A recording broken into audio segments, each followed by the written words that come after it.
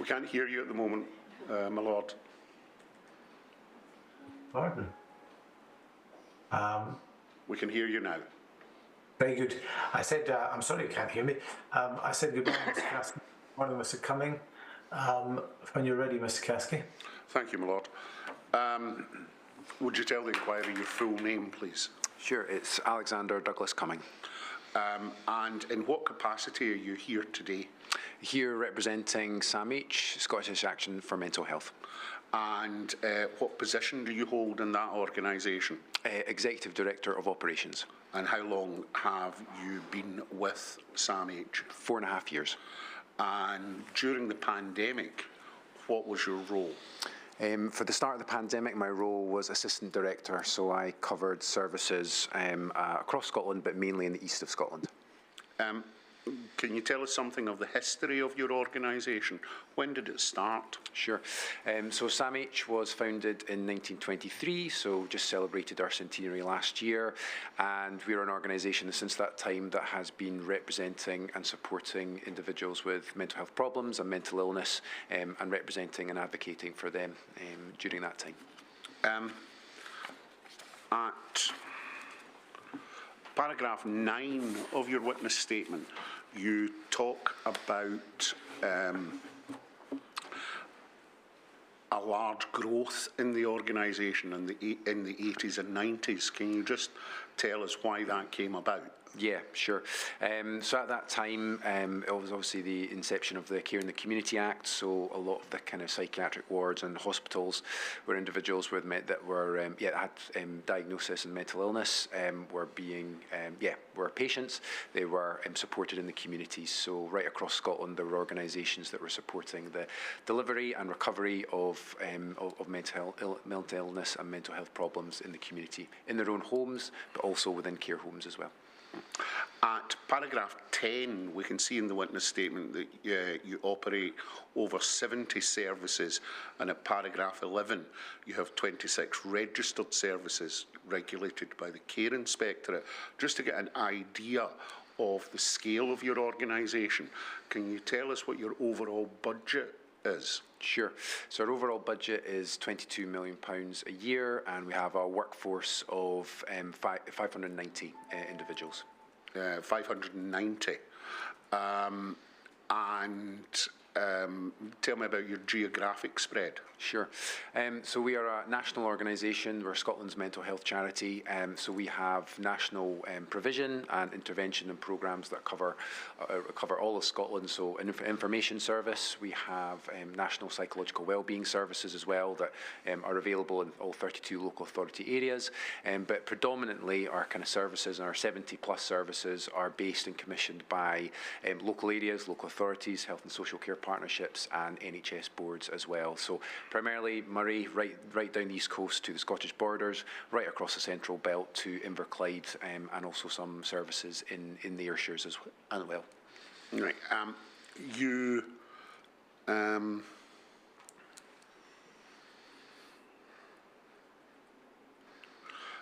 at paragraph 11 provide an indication of the range of services that you provide, including 7 care homes. Tell me about those. The care homes specifically? Mm-hmm. Yeah, sure. So we have 7 mental health care homes. 5 of those are based within Glasgow, and 2 of those are based within Forth Valley. And those are care homes. They're not, I suppose, they're maybe the traditional care homes that maybe you would expect for older people, where there are quite often, sometimes hundreds or dozens or hundreds of individuals. These are much smaller, communal living, and range from number of service users from 5 to 11. And the service users are people who suffered from mental health problems. Yes, a lot of them have had, will have had stays within psychiatric wards and hospitals, and we are supporting the exit and recovery back within the community with the ambition and hopefully the intention of moving them on to their own tenancies where possible. And is that the general pattern that you hope will be followed by individuals who move into your care homes? It is probably 10, 15 years ago. I suppose the setup and I suppose priority was slightly different. Those individuals that maybe moved into care homes, it maybe was seen as a kind of home for life, whereas now it's very much around kind of through care and trying to support individuals back into their own tenancies and more independent living. You move on at paragraph 12 to talk about your, you describe it as your children and young people portfolio. Can you tell us a bit about that? Sure. So back, I think 2017, I suppose part of the work that SAMH does, we have a very, very strong kind of public affairs and kind of campaigning element of what we do. And for a long time, we've recognised the kind of challenges within the mental health system for children and young people, particularly the kind of redirection from CAMS support as well, and obviously the availability of local support services. Now that's kind of changed dramatically over the last kind of 3 or 4 years, but about 5 years ago, we initiated a programme to develop direct delivery services and interventions for children and young people, as well as a range of kind of resources and support that's available for them. Okay. I did say to you before we came in, we're a bit tight for time, given the length of your and detail within your very helpful witness statement. But can I say that the evidence that you give is being typed up by a stenographer, and I think their fingers will be melting if you don't slow down. You also, in paragraph 13, talk about online services. Tell me a bit about that. Sure. So I guess all of us during the pandemic, there was a massive transition of the way we worked in relation to online, internet-enabled support, and during the pandemic, that I suppose allowed us to really kind of push forward with providing not just support differently locally. So that was around not just phone but also internet-enabled support through all the various programs and software that's available. But we also were able to develop a number of new national services where individuals from across Scotland could access a range of kind of tiered support depending on their mental health needs. Mm-hmm. Paragraphs 14 and 15, you talk about what might be called higher level involvement with Scottish Government when programmes or policies are being developed in relation to mental health. Can you tell me about your organisation's involvement in that? Sure. Well, it has been, as we know, with the launch of the mental health strategy back in 2017, and that has just been kind of revised last year. We also have a new suicide prevention and also self-harm strategy as well. So SAMH will, I suppose, engage strongly, either directly or through some of our partner organisations, maybe like CCPS, to kind of engage in the consultation. CCPS, we've heard about that before. It's a kind of I suppose the consortium, so a kind of membership body, a consortium of care providers in Scotland, and not just covering mental health care services, but right across the board. So I guess we're engaged in a whole range of kind of consultations. We are quite often engaging in a lot of our own kind of research as well to kind of ensure that the voice of lived experience is at the core and central to what we do. But we're also have been on a number of occasions engaged in a lot of the kind of Scottish Government programme boards, whether that be children and young people in the past. We continue to be and we're very, very involved in the Suicide Prevention National Leadership Group as well, and we supported and led the lived experience panel for the kind of suicide prevention strategy. Paragraph 17, you make reference to volunteers. You give us a figure there for 450 staff members, and I think there it says operational area of the business. So the figure that you gave earlier isn't inconsistent with that. You'll have backroom staff on top of the 450, presumably. Yeah, and that 450 has increased since I probably gave this statement as well. Right. So where are you now in terms of operational staff? Operational staff, just close to 500 staff. Right. And you talk about volunteers.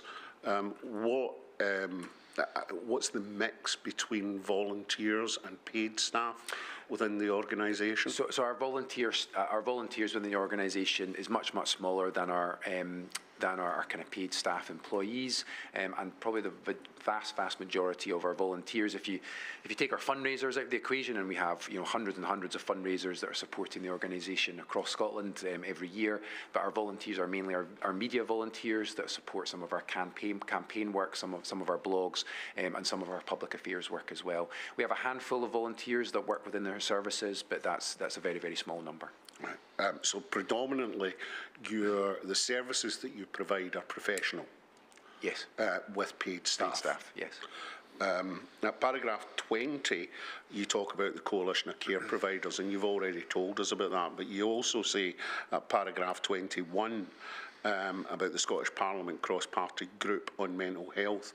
Can you tell me about your organisation's involvement with that group? Yeah, sure. So we have been the secretariat of that group for the last 4 years, or actually before the pandemic.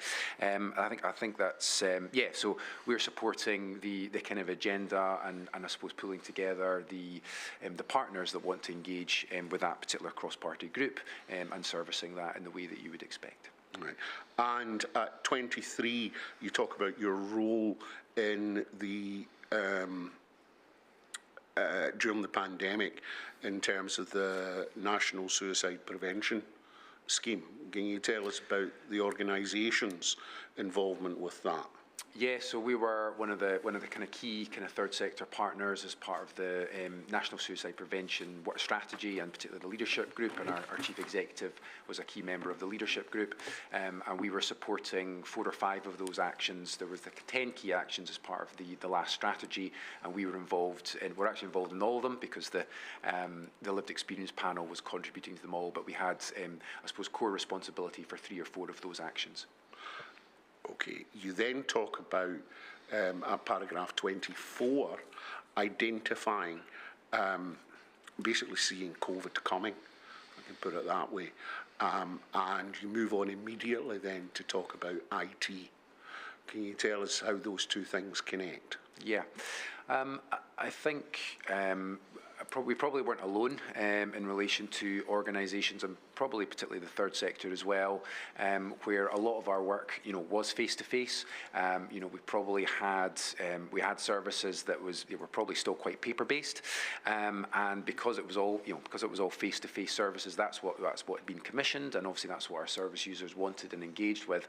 There was definitely I suppose a shift required in relation to our IT infrastructure, but also in relation to the workforce as well, and making sure that they had the skills that were needed to engage in some of the kind of technology that we now know and we use as kind of commonplace.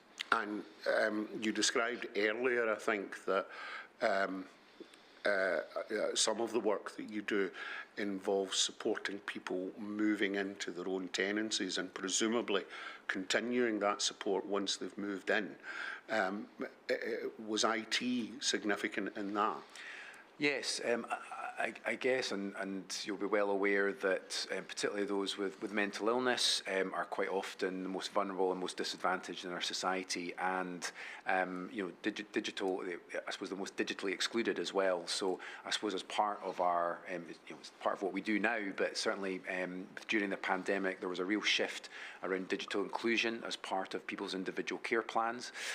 So we were encouraging them, because they couldn't necessarily go down to the bank every week or every couple of weeks. So again, engaging them and I suppose engaging with all areas of life digitally was a big part of our care plans. Right. You talk about one of the impacts of, or let me clarify this, was it, I'm looking at paragraph 30, you talk about the risk assessments that were carried out. Was that something that was in place before COVID came along, or was it something that you developed in light of COVID? No, that was something that was, that's something that has been in place and would be in place in any kind of care provider that's delivering the support that we're delivering. And I guess we're looking at the risk and vulnerability of individuals and the care that they need. I suppose what we then needed to do as part of the pandemic and some of the changes, I guess some of the kind of guidance that was coming out as well, and the restrictions, I suppose flagging and risk rating where who were the individuals that were absolutely critical, where we needed to provide that support, and who were the individuals that actually perhaps some lighter touch support that they maybe weren't seen face to face every day or every couple of days, but could maybe take a step back and be supported digitally or through phone calls as well, through wellbeing check-ins. And you had 3 broad classifications: red, amber, and green. For those assessed as being red in that risk assessment, are they people that you would in general see every day or every couple of days? Primarily, I suppose, as a generalisation, yes.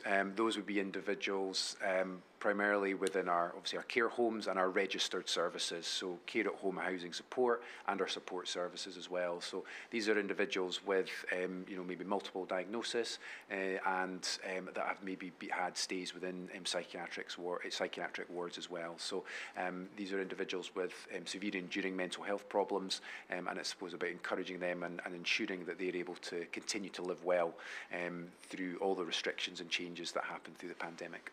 Now, at paragraph 33, you talk about what you observed as a contrast between what SAMH were doing and what the statutory services were doing. Can you just explain what you identified as the contrast there during the pandemic? Yeah, and I know it was a phenomenally difficult period for everybody, and I know that some of our service staff were pulled away to do other duties, and no doubt other statutory services were the same.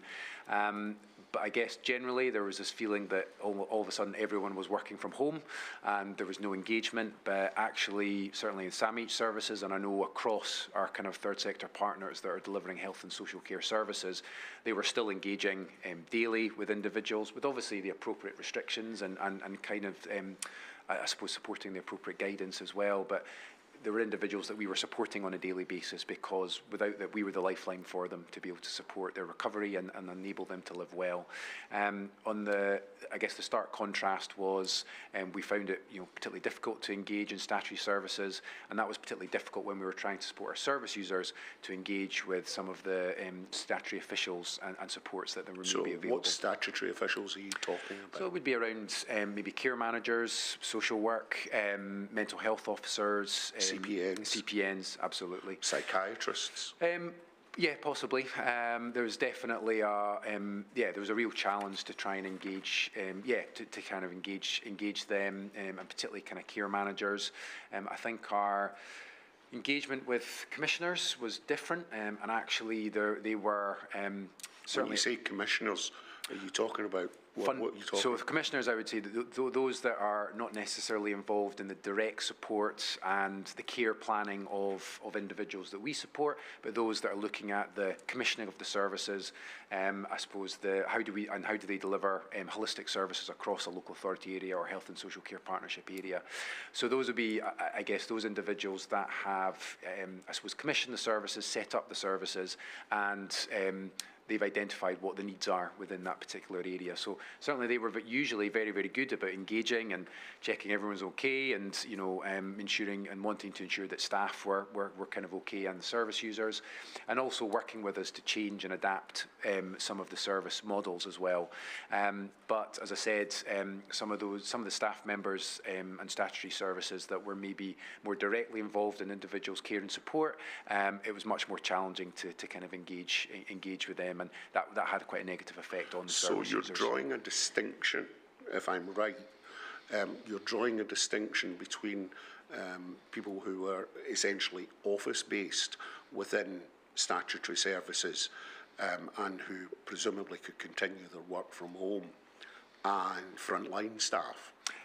Yeah, that's correct, and in a lot of the cases, I think a lot of the staff, all ended up working at home, and it was often quite difficult to identify and find social work staff and care managers that were assigned to some of the individuals that we were supporting. So was that something that was a new problem, or was that something that had existed prior to the pandemic? I think it sometimes depended on a particular service user, on a particular area, but there was no doubt that was amplified because of the pandemic. Okay, and you then talk about a challenge at paragraph 34 in managing staff expectations. Tell me about that. Yeah, I think it was a very different space for everybody, and of course there were. Lots of us were watching the news every day and all the bulletins, multiple times a day, and very much the message was around staying at home, don't use public transport, but at the same time, obviously, we had a duty of care for our service users that we were supporting. So, understandably, most of our staff were anxious about that. They were the ones that were on the public transport, they were the ones that were engaging and going to individuals' homes, and occasionally there was the challenge where perhaps some of our service users weren't following the guidance the way that we would want and the way that we would expect. And did the organisation feel that your staff were continuing to do what you might call face-to-face work, but statutory services weren't? That was our impression, yeah, and certainly in a lot of our commissioned services and registered services, certainly our staff were continuing to work kind of face to face. That might have been slightly different with some of our other services because they weren't perhaps as critical in relation to the kind of care and support for individuals. At paragraph 36, you talk about a particular feature that occurred in Aberdeen. Can you tell us about that?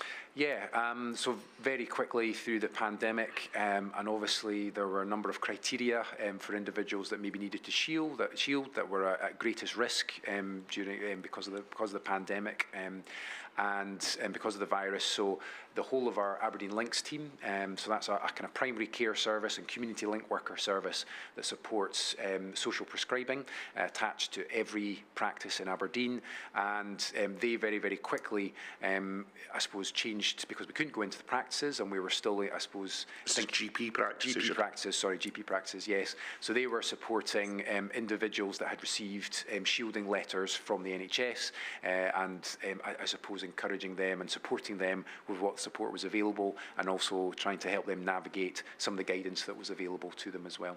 So let me try and unpack that a little bit. Prior to the pandemic, your staff would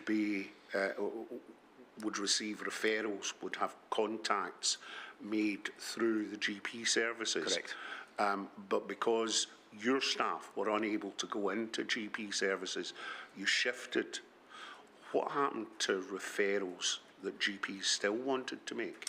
So there was a short period where things were paused through agreement with the Health and Social Care Partnership until I suppose that initial focus or that initial kind of priority was kind of dealt with, and then we, I suppose, phased the staff back to their kind of their substantive roles, if you like. But most of that work happened through. I suppose through digital engage or internet-enabled kind of care and support. So they were working online through phone calls, etc. And there were, I suppose, slightly new kind of referral pathways and mechanisms that were implemented during that period. So the people who would normally have been served by the staff located in GP practices, you didn't leave them high and dry. So sorry, say that again. There would have been people who you would have received referrals from or about from GP practices, but when you stopped the level of engagement that you had with GP practices, what happened to people who would have been referred? Yeah, so I suppose through that mechanism. So where we had a caseload already, those individuals were still supported as part of that. As I said, there was a pause on referrals for a short period, with agreement from the commissioners. So where maybe there. So there was a pause. So there would have been a cohort of individuals that maybe would have liked to have that engagement with the community link workers. But as I said, that was paused for a short period, and then we transitioned back to the support. I think one of the key challenges for everybody during that period was the number of services, particularly face-to-face services, that obviously just weren't in existence anymore. So a lot of the opportunity to use social prescribing techniques and signpost onto community resources just wasn't there until all the organisations got kind of back up and running in a slightly different modality. Right. The next section of your witness statement, which starts at paragraph 37, starts with the heading Care Homes. I want to ask you about something else before we go on to care homes, and that because we've heard lots of evidence about the guidance which was provided, particularly in relation to care homes. Can you tell us in general terms about your organisation's experience of dealing with government guidance? Yeah, it was a really challenging time, particularly for the kind of central staff and the leadership teams to, I suppose, try and navigate the guidance that was coming out from government, from other bodies as well, and ensuring, because we're working across different settings, and because a lot of the guidance was initially probably quite focused on clinical settings, on nursing homes as well, I guess we were trying to kind of adapt and make sure that things were relevant and appropriate for our own individual settings. So it was multiple people's full-time jobs just to kind of make sure that we were keeping on top of things. I think we did a reasonable job, hopefully, of trying to communicate that to staff. But I guess it was also quite challenging then to kind of balance that when we were getting obviously multiple questions from staff and also from our service users about public guidance versus health and social care guidance as well, whether that be care homes or some of our other services. We've heard that you've indicated yourself that a large amount of management resources was taken up interpreting the guidance that was provided.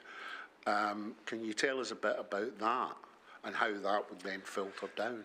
Yeah, so certainly at certain pinch points during the pandemic, there was often weekly updates to guidance, and as I said, because the joy of SAMH, but also sometimes the challenge is that we work right across the kind of mental health system for prevention and early intervention, right through to our registered services, as I mentioned, and I suppose it was just trying to support all of our different services with the different types of guidance. So multiple frequently asked questions for different settings, for different services, trying to balance things like the different testing regimes that were appropriate for different services, and then also the different kind of public transport guidance as well that was appropriate, and then also supporting our staff to support our service users with guidance as well, because of course they were I suppose feeling very anxious and probably quite isolated, and looking at public guidance, but then also looking at when they could actually engage in services as well, and what was appropriate to do and what wasn't appropriate to do. One of the things that we've heard from others who provide support to non-elderly care home residents is that the guidance which was being provided was effectively designed for elderly care homes. Was that SAMH's experience? I think generally that probably was, yes. It felt that it was coming from as I said, a kind of clinical, medical, nursing home perspective, and I think that's where we often, and maybe some of our staff maybe felt that occasionally we were delaying things, but it was because we were having to then check with, whether it be Care Inspectorate, whether it be local health protection teams as well, around, what was appropriate and were we interpreting the guidance and the recommendations in the right way, and I suppose hopefully positively challenging where we felt things wouldn't work and were not appropriate for our setting, and then sense checking that what we were implementing was going to be okay. So occasionally, that took, there was a few hoops to jump through to then come back and kind of sign off. We definitely got more efficient with it as we went along, and there was I suppose a kind of collective leadership group organisation that was meeting, sometimes initially daily, and then that kind of moved into our kind of practice team who were again looking at that on a daily basis and trying to keep ahead of the game. Right. And do you think, given, and we've heard that guidance was frequently updated, do you think organisations such as SAMH were well placed to keep ahead of the game, or was that a challenging task? I think we were, just knowing some other organisations and their infrastructure, I think it is much easier for us as a national, mental health and social care organisation to deal with things compared to some of the smaller local organisations that maybe didn't have a couple of extra bodies that would have been able to do that. As you will have heard lots from CCPS and organisations like myself referencing them. That's where a lot of the membership bodies really came into their own to kind of advocate and support kind of collective guidance and summaries and frequently asked questions as well. And that's where the kind of collective peer support across this, particularly the third sector, was really, really important. So that didn't happen just across our own organisation with peers, but also across organisations as well. Okay, and still focusing on care homes, I'm now looking at specific examples that you provide. For example, at paragraph 38, you're talking about one of your care homes being classed as a homeless service. Can you tell us a bit about that? Yeah, so I suppose it's a homeless service, and when we reference it as a homeless service, that just happens to be the commissioning route that it comes through. So it's not coming through our kind of core mental health funding; it's coming through our kind of homelessness funding.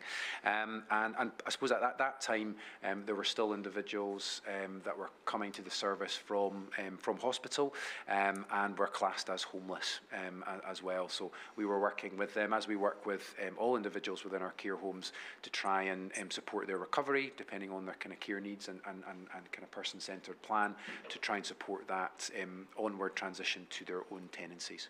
You said something just then which I was going to ask you about later, but I'll ask you about it now. You were saying people were coming out of hospitals back into the community. Was there a change in numbers who carried through that process during the pandemic? Yes, there was, and I think there's no doubt that all the pathways and processes, for multiple reasons, all slowed during particularly the first 18 months to 2 years of the pandemic.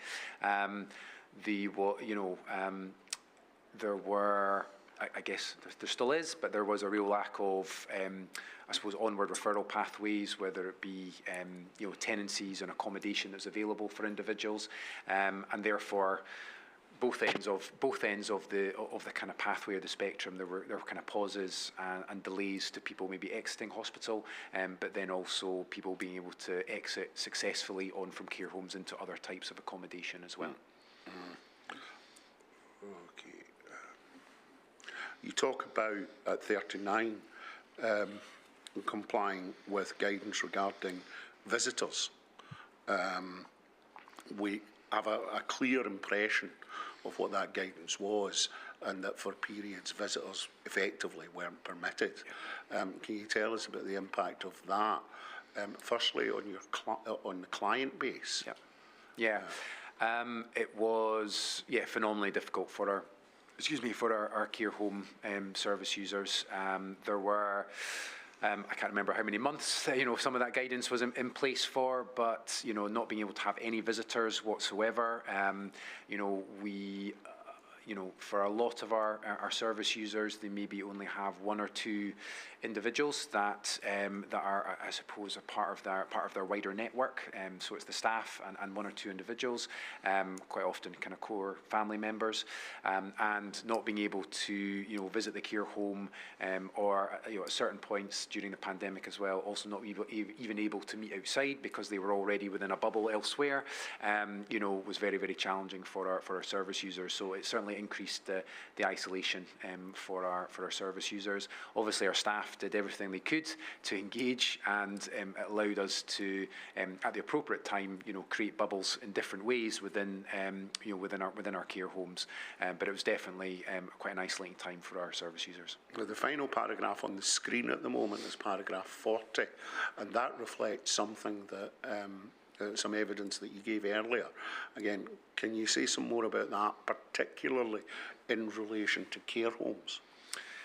Yeah, so I think, as we mentioned earlier, whether it be care managers, whether it be CPNs, we saw, or our service staff and our service users saw very little of our of the statutory support of their care managers.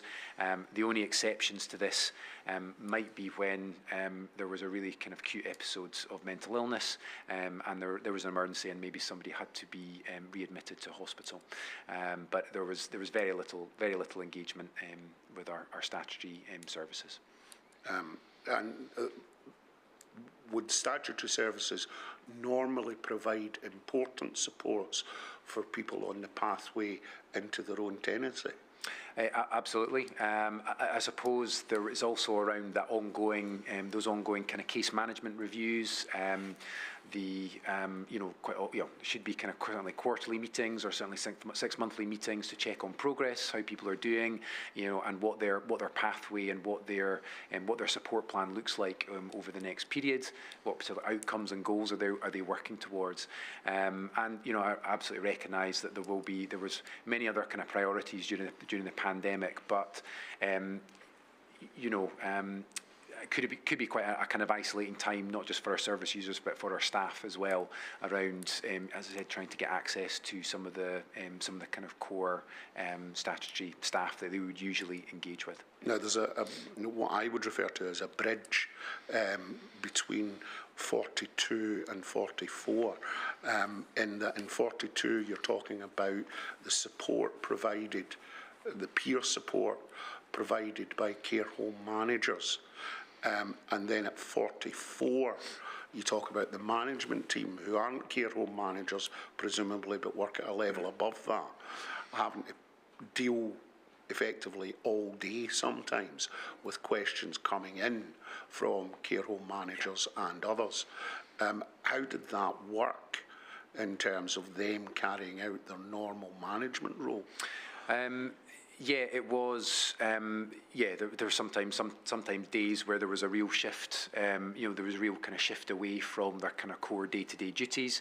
As I said, because the managers were either reviewing information, collating information, interpreting it in a particular way that's going to be relevant, and then thinking about what the most effective communication channels would be to all our service staff, and then being able to support the managers within those services to then distribute that across our staff teams as well, across their own staff teams, thinking about different ways to deliver team meetings and do team meetings so that people weren't missing out, and then obviously during that period as well, all areas had obviously quite high staff absences because of COVID, and it was making sure that, I guess, staff, when they were returning to work, again, were kind of keeping up to date and up to speed with all the new guidance and the changes that had happened within services as well. One of the things that you spoke about was the management team being involved in providing what might be called internal guidance based upon guidance you were receiving from government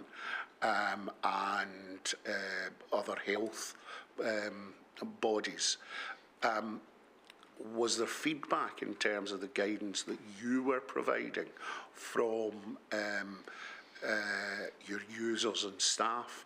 And how was that incorporated? Yeah, so I suppose because, again, we had some very experienced individuals within our kind of practice team, and we very quickly formed kind of internal kind of core groups and core assurance groups that would actually, I suppose, engage and be able to kind of sense check and support some of the solutions as part of as part of implementing the guidance. So I'm sure there will have been times where guidance landed on a desk and they go, well, how are we going to make that work? And I suppose that was probably reflected back to us.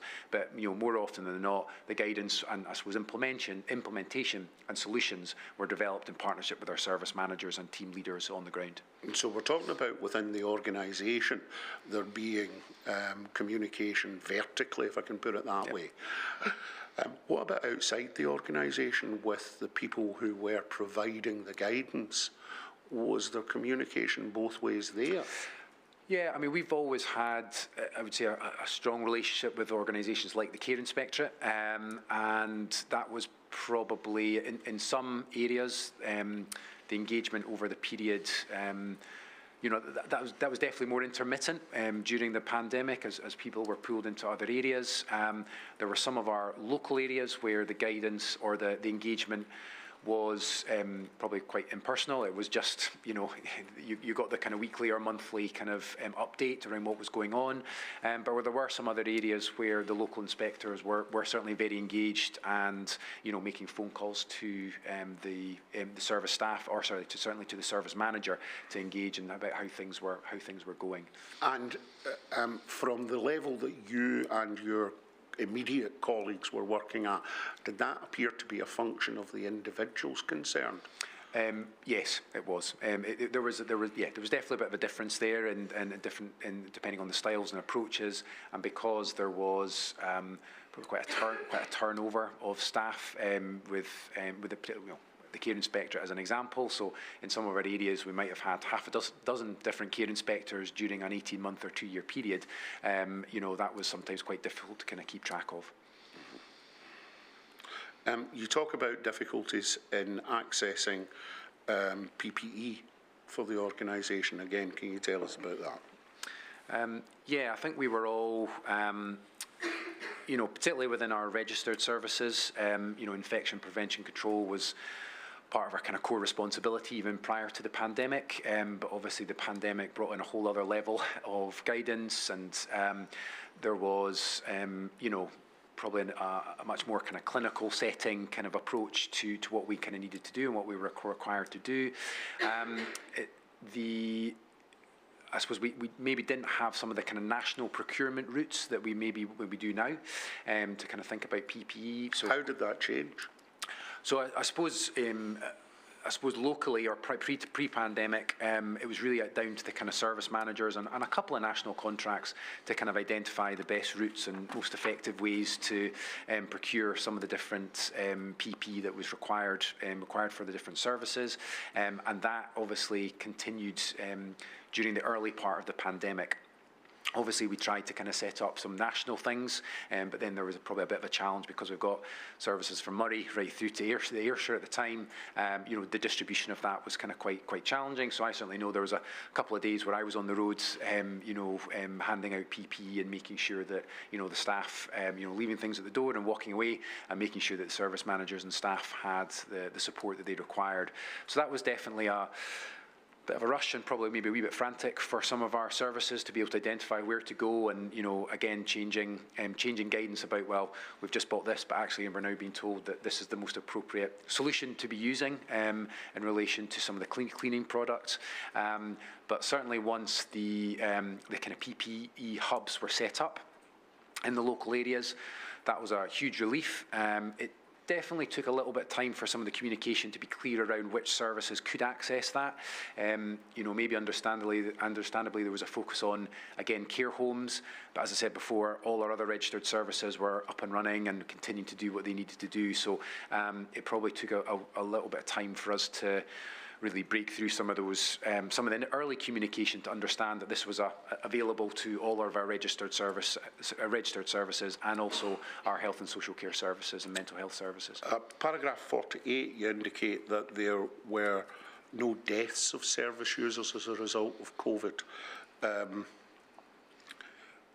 But you then, I think, very properly recognise that, for example, in relation to your care homes, it wasn't elderly or physically unwell people who were in the care homes. But you say people in your care homes often had chaotic lifestyles. Tell us about that. A number of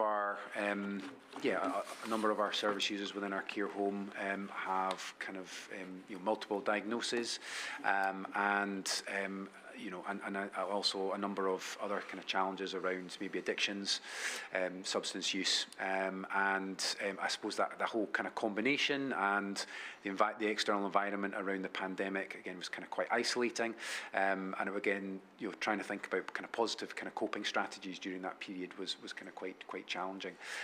So there were on occasion some of our service users that weren't necessarily following the guidance, and would have had maybe individuals in their home that they shouldn't have had in their homes. So I guess it was about trying to kind of educate and support our service users to kind of understand and comply and recognise that we had a duty of care to them, and also they were, I suppose, putting our staff at risk as well by not kind of following the guidance. But it was about trying to kind of support them to understand the reasons why and the rationale for the guidance being in place.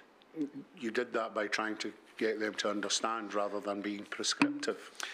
Yes, yeah, and where and where situations weren't appropriate, our staff always have the ability to kind of withdraw and take a step back.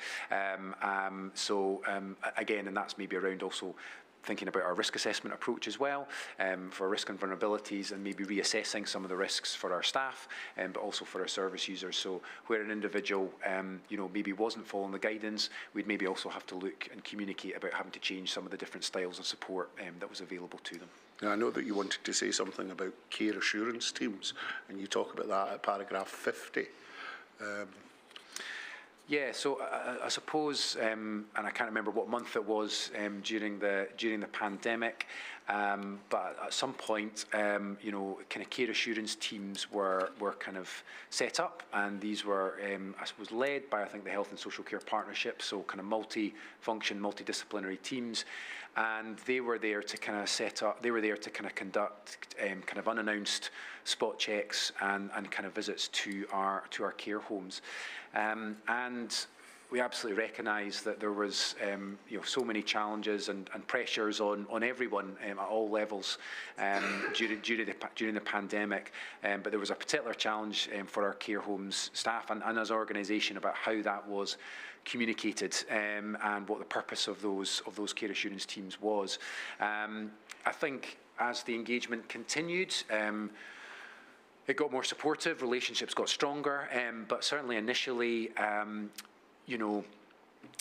don't think certainly our service managers weren't necessarily clear about what the purpose was, what the governance route was, and the reporting routes were. And these were individuals that were clearly very experienced in their own setting, but I suppose our general view from our care home managers was that they didn't necessarily have any experience or maybe weren't as well prepared for the setting that they were coming into, which was a mental health care home, which kind of could be a block of flats or it could be kind of communal areas. And as I've said before, it's not about a 100-bed nursing home, which is very, very different. They took a very kind of clinical medical model when they were thinking about some of the considerations and things they were looking at. And certainly initially it felt quite standoffish, if we're honest, and it definitely put an added pressure on us as an organisation and on all the service managers as well, and particularly for our service users as well. I guess they were probably feeling that it was, as we've talked about, the guidance was no one was able to come into the care homes, but yet here we had individuals that were coming into the care homes, not really sure why, quite intrusive in some ways, and I think that was certainly one of the more challenging areas for us during the pandemic. As I said, after a number of months, 6-9 months, etc., the kind of, I suppose, tone changed probably. I think it was much more supportive. I think everyone was clear about where the boundaries were and what the purpose was. But certainly at that time, when staffing levels were pretty critical, we'd had no outbreaks, no deaths, etc. That level of scrutiny was maybe it should have been expected, but it was certainly a challenge for us. Okay, you then in your statement move on to the testing regime, and you say something about that, in particular paragraph 53, and the admin function which went along with testing. Can you tell us about that? Yeah, and obviously things got quicker and slicker as everybody got better at it and the better processes were put in place. But I think. Yeah, the different types of level of testing that we then needed to navigate and understand for registered services or non-registered services, community-based services, was kind of quite difficult. And there was also some real kind of practicalities around, the way that we were, having to manage our services because of workforce flexibility and some of the staffing challenges that we all had during that period. Making sure that we were sometimes those set deadlines around when testing had to happen, and particularly our kind of PCR testing, and was really, really difficult for us to ensure that, ensure that staff were able to engage in that, and we were doing things in the timelines, and then also reporting on the timelines, or reporting on it appropriately as well. So we talked about, some of the central staff and management staff being pulled away on different things. That was certainly a big focus for all of our service managers and our service staff during that period as well, and having to ask staff to kind of come in, a little bit early or a little bit late, or, do testing at home. It was just I suppose, a different kind of, a change in culture for all of us. Was there a degree of resistance from staff to that? Additional hours, if you can put it that way? Yeah, I think, I think all of our staff were just, the resilience during the period was absolutely phenomenal, and, the changes that they had to make, and, being dynamic and flexible, and having to move services when, we really asked them to move services, if, within a particular portfolio. But there was definitely the odd occasion where there was a query around, why we're having to come back, Usually it was explained away with some of the guidance and some of the conversations that we're able to have, but there would have been the odd occasion where we're having to deal with additional queries and challenges. At paragraph 58, you talk about your fundraising taking a bit of a knock. You say something in paragraph 57 about not requiring to use furlough, but at 58 you talk about your external fundraising. Yeah, just quickly on furlough, there were a handful of staff that we needed to support through furlough, but as I said, because we changed the modality of basically our service delivery, we were able to kind of continue to deliver a reasonably high level, and in some cases continue to deliver as we were. So yes, I guess the mass participation events, any form of kind of bringing people together wasn't possible during the pandemic. So a lot of organisations like ourselves it was really, really challenging to kind of engage in that way. We obviously looked at other kind of creative ways to kind of think about fundraising, but particularly those kind of mass participation events and events that we would put on to bring people together just couldn't happen during the kind of particularly the first 18 months of the pandemic. Right. So there weren't online jumble sales? I can't remember if we had an online jumble sale, but there were certainly a few online events that we managed to kind of facilitate. Okay. You then go on at 59 to talk about the impact on several services.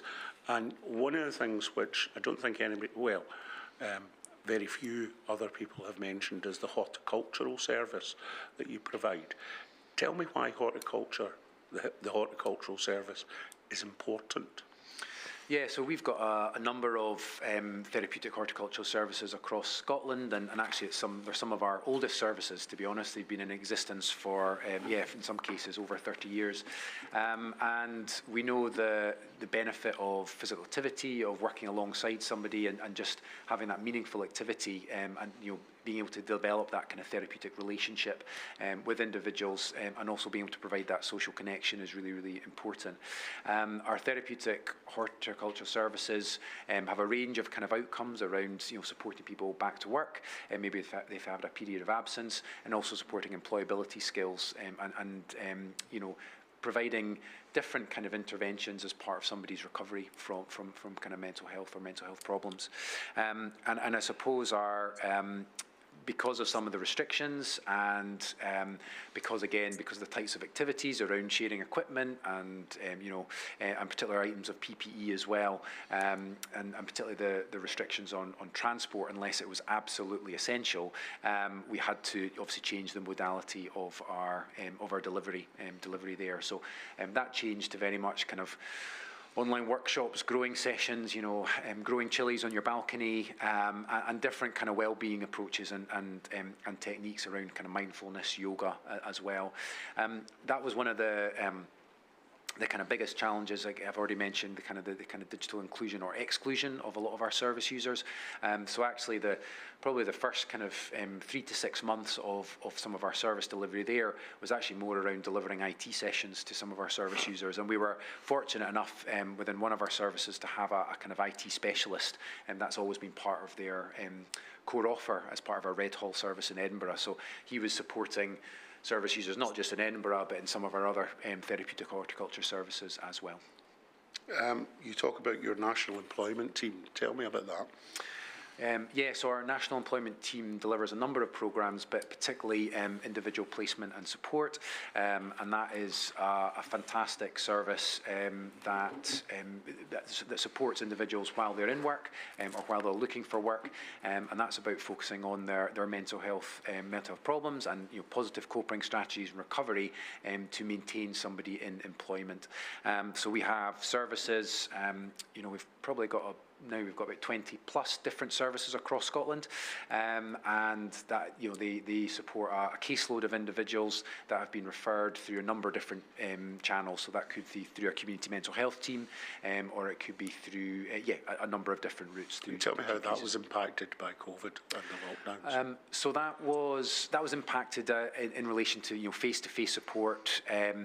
It wasn't possible. I guess we risk assessed because of some of the community venues that we were using. They were fully shut down, but also because of the risk level was maybe identified as not being as high risk for the individuals we were supporting.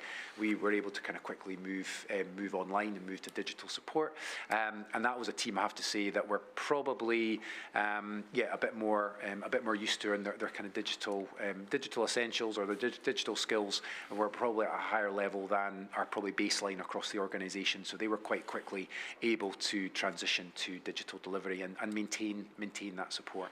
And certainly that's one of the pathways that we were able just to maintain and continue to be open for new referrals coming in throughout the pandemic.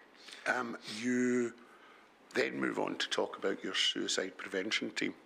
Tell us about that and the impact of COVID. Yeah, so we have a range of kind of suicide prevention support. It's one of our kind of core strategic priorities and has been for 101 years now. So the type of support that we provide would be a whole range of kind of capacity building activities and kind of consultative activities across Scotland. It was particularly the capacity building that had to change very, very quickly.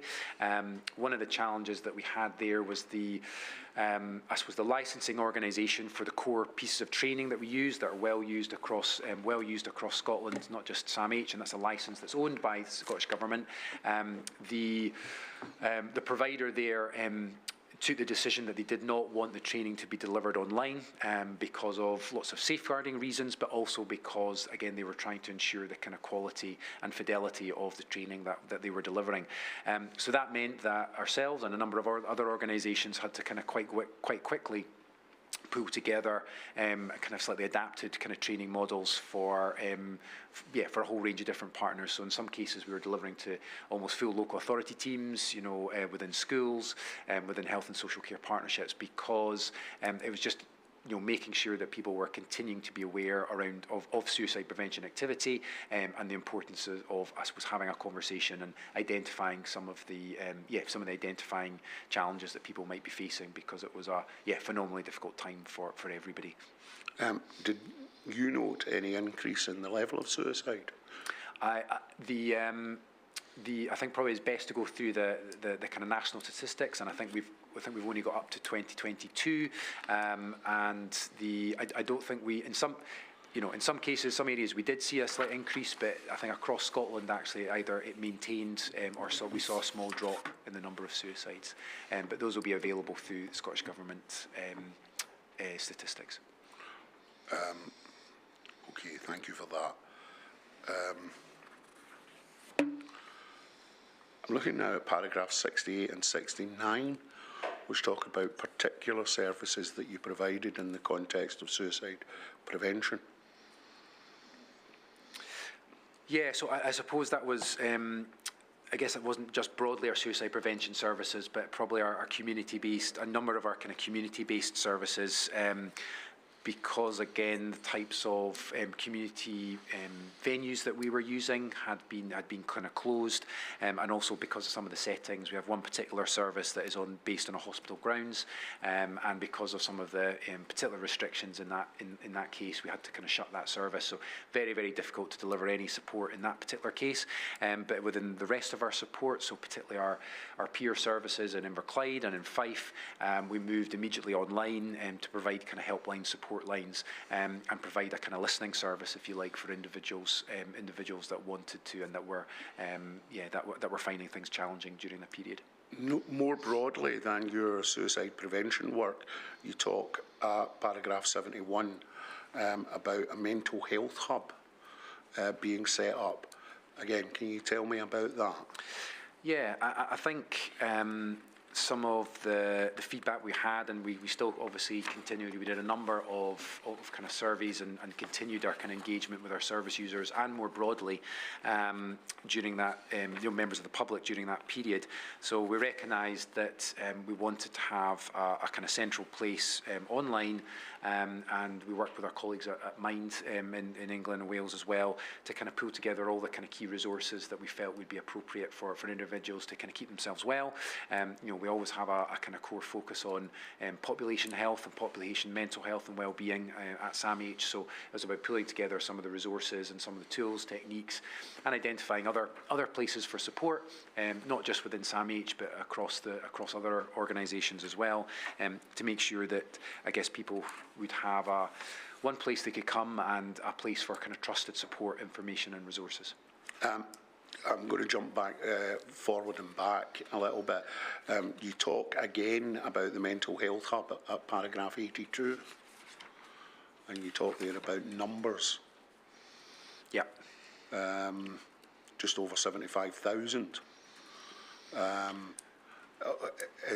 Is that a Scotland figure or a UK? That was, yeah, no, that would be accessing the SAMH COVID hub. So that's just specifically the kind of COVID pages and information that was on our that was pulled together on our COVID hub on our website. I'm going back now to paragraph 75. At the beginning of that paragraph, you talk about a survey that you carried out. What were the main outcomes of that survey? Yeah, I suppose the main outcomes of that survey are probably two key things. They still preferred, and this was very, very early on in the pandemic, that most of our service users said that they preferred and they were missing face-to-face support from, whether it be from ourselves or from other services as well. And particularly that, that there was a massive increase in obviously isolation and loneliness during that period because feeling cut off from friends, family and others. And at the end of that paragraph, you say little engagement by statutory services. Again, tell me about that. Yeah, I guess that goes probably back to kind of previous points, and I know that services and staff were pulled in multiple different directions, but particularly the individuals that we were supporting, and the kind of core view was kind of felt like SAMH was the only one there for us, and I know that other third sector providers have had the same feedback as well. We were the ones that were still travelling on the bus, still supporting them to ensure that they were staying well and maintaining their kind of life skills and everything else that they needed to do to maintain their homes or to stay well around medication as well. And it was only in the very, very extreme situations or crisis situations where maybe there'd be engagement from other services. You talk at 77 about medication administration, effectively medication administration visits, and that statutory teams were effectively passing that work on to you. Yeah, so I mean that's part of one of our, in some situations, and particularly in our care homes, the administration and support of medication would be something that we would usually do. I'm aware that certainly there was a couple of situations where we were asked to take on kind of elevated responsibility around picking up distribution and administration of medication. That was all done within the appropriate through the appropriate channels and risk assessments, etc. But again, it was definitely a kind of another responsibility because maybe statutory teams were struggling for resources and struggling staffing wise. Now, you say something Cassie, I appreciate that you started a little bit late, which wasn't your fault. So I'll add a little bit of time on for that, but you're into your last 10 or 12 minutes, something like that. Yes. Yes, I am. I was moving on to paragraph 78, where you talk about post-lockdown when things started to open up, and that once statutory services, as it were, came back online, you saw an increase in your work. Tell me why you think that happened. I think probably for lots of reasons.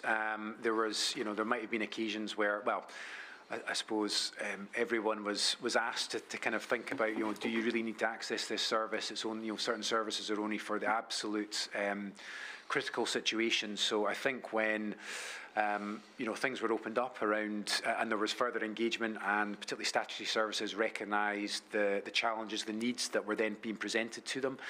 We obviously saw an increase in number of referrals as well.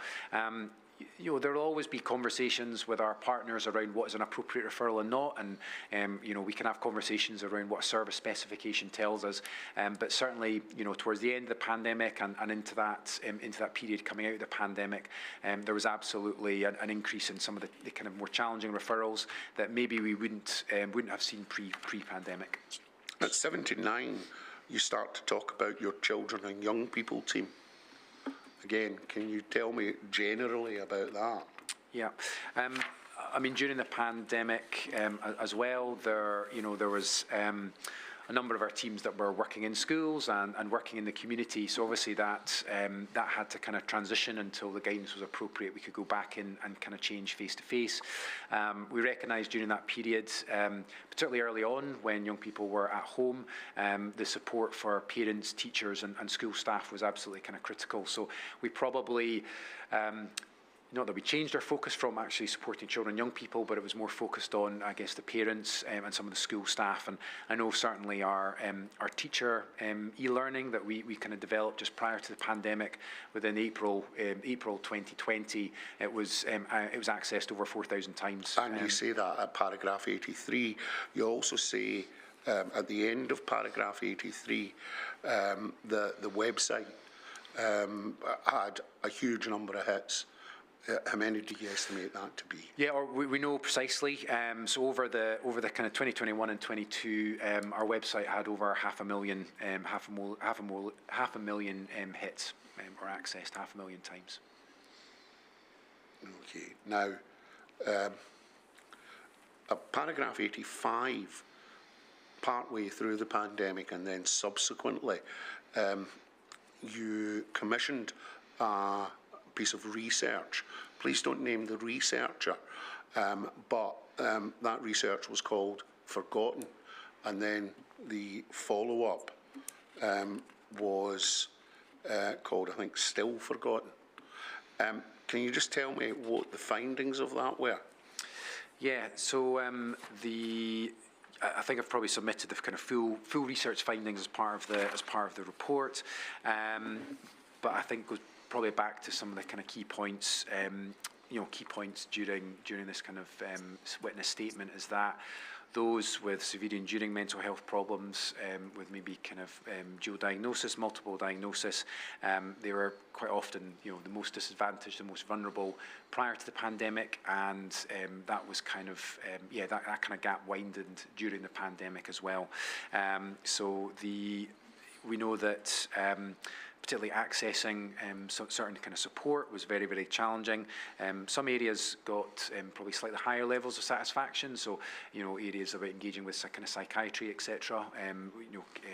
The kind of feedback was relatively positive.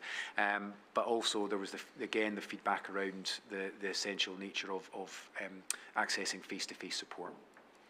Okay, and in terms of accessing face-to-face support, obviously different organisations might do that at different times, and you say something about that at paragraph 91.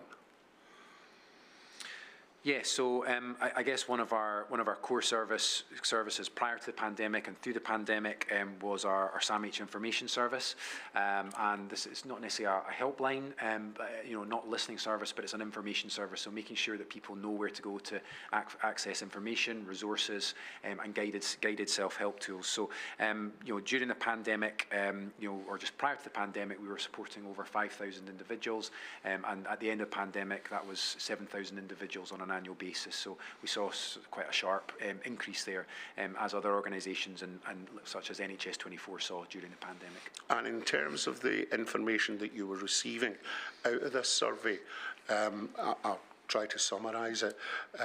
You had good levels of satisfaction amongst those surveyed for GP services, but poor levels of satisfaction in relation to crisis services.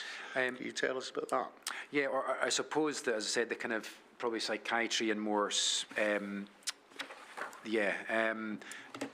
probably the lower levels of satisfaction was actually with primary care and crisis services during that period, and it didn't necessarily change.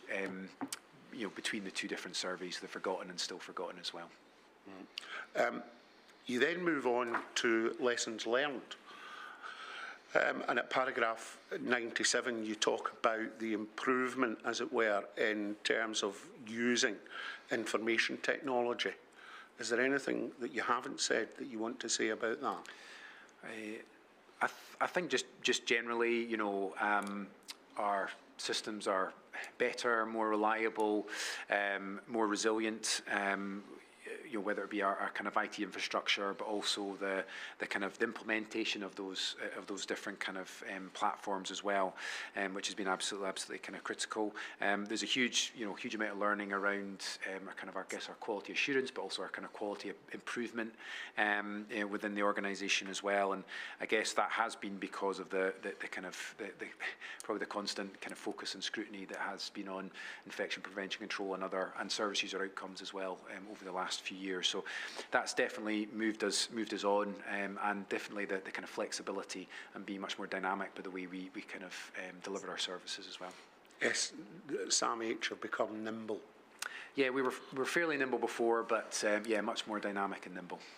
Okay, at paragraph 100, you talk about improvements in national contracts. Yeah, and when I reference national contracts, I mean within SAMH as well. As I said before, quite often things were distributed or were left to our local service managers to identify the best local channels to kind of and work with local partners. However, particularly around some procurement routes, we've identified national contractors for things and national procurement routes for things like PPE as well, which has certainly helped. Helped our. In terms of those national procurement routes, was that something that it took time to develop within the pandemic? It did a little bit, partly because we were just trying to identify best providers, organisations also that could have a Scotland-wide coverage as well, because that was obviously really, really important for us. Could you read paragraph 101? Sure. If there was another pandemic, I would like to see additional support and resources being received by the third sector. I would like to see transparency around this process. I would also like third sector service providers to be able to access resources and equipment like PPE right from the outset. Those are all the questions I have for you. Is there anything that we've not covered today that you think is important to cover? No, I think, I had the opportunity to say what we wanted to say, and I think, appreciate the opportunity to kind of speak today, and I suppose just want to thank all my colleagues within SAMH for kind of their kind of help, support and resilience during the time. Thank you very much, sir. Thank you. Very good. Thank you, Mr. Cumming. I'm very grateful for your evidence. 3 minutes past 10. Not bad. Okay, very well done, Mr. Kansky. We'll come back about 20 past 11, I beg your pardon. Thank you. Thank you.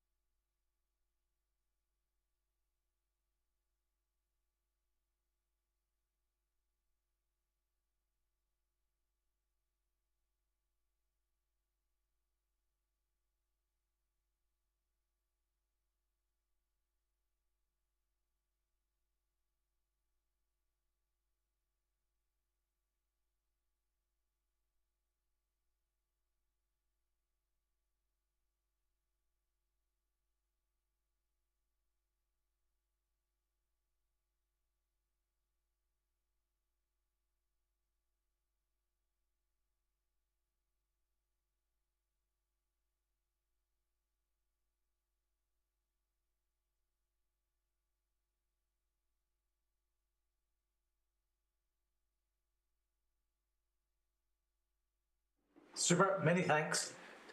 Now, good morning, Mr. Caskey. Good morning, Mr. Finlayson. Good morning. Right, when you're ready, Mr. Caskey. Certainly, my lord. Would you tell the inquirer your full name, please? Yes, my name is Stephen Finlayson. And on what basis are you here today?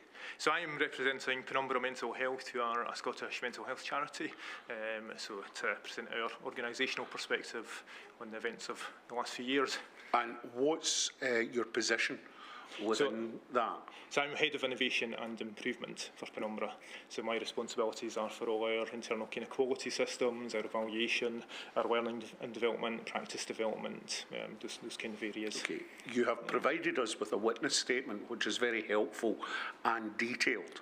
However, the witness statement is written by yourself and another person who was then Correct, yes. a member of staff at Penumbra. Are you able to speak to the information that she provides? Yes, I am, yes. So we can take her evidence now as your evidence? Yes, that's absolutely fine. And I know that she's aware of this, and I think inquiry officials have been in contact with her, and she has signed the statement as well, so I think we can consider it a joint statement that I can speak to. That's perfect. You tell us something about the history of your organisation at paragraph 5. Yes. Can you just summarise that for us? Yes, so Penumbra was founded in 1985. It was one of the first organisations really trying to support people who historically would have been in hospital due to mental health reasons, and who at that time there was very little alternative provision for. But they probably didn't actually have to be in hospital. So a group of kind of social work professionals at that time had a vision of we can do this differently and better for people. So they started what was some of the first supported accommodation for people with mental health difficulties, particularly long-term kind of mental health, ill health difficulties. Sorry, were you going to? No, I was going to say there will have been a change in the early 90s as a result of new legislation that came in. Can you just refer us to that? Yeah, so from the 1990s, as I guess there came to be policy legislation-wise as well, a much greater focus on community support for mental health. The organisation grew significantly at that point, and I guess a lot of the work moved away from that more supported accommodation kind of focus to supporting people within their own homes, supporting people in the community to become fully active members of their community. We would talk a lot about people's citizenship rights, so to be able to take up their full role as citizens within society, so providing support that really enables that connection and ability to live in and participate in the community from the mid-1990s onwards. And when did you join the organisation? Just over 5 years ago, so early 2019.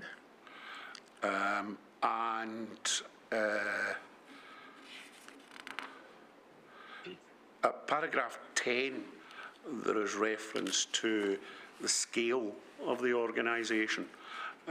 So you have 77 services across 23 social care partnerships in Scotland. Can you just tell us broadly about that? Yeah, so we now provide a very, very wide range of mental health services, as you say, across really most of certainly the heavily populated areas of Scotland and quite a few more rural areas as well. It covers a very wide range of mental health support, so a significant part of that will be supported living, where we will go and support people in their own homes who are experiencing mental health difficulties.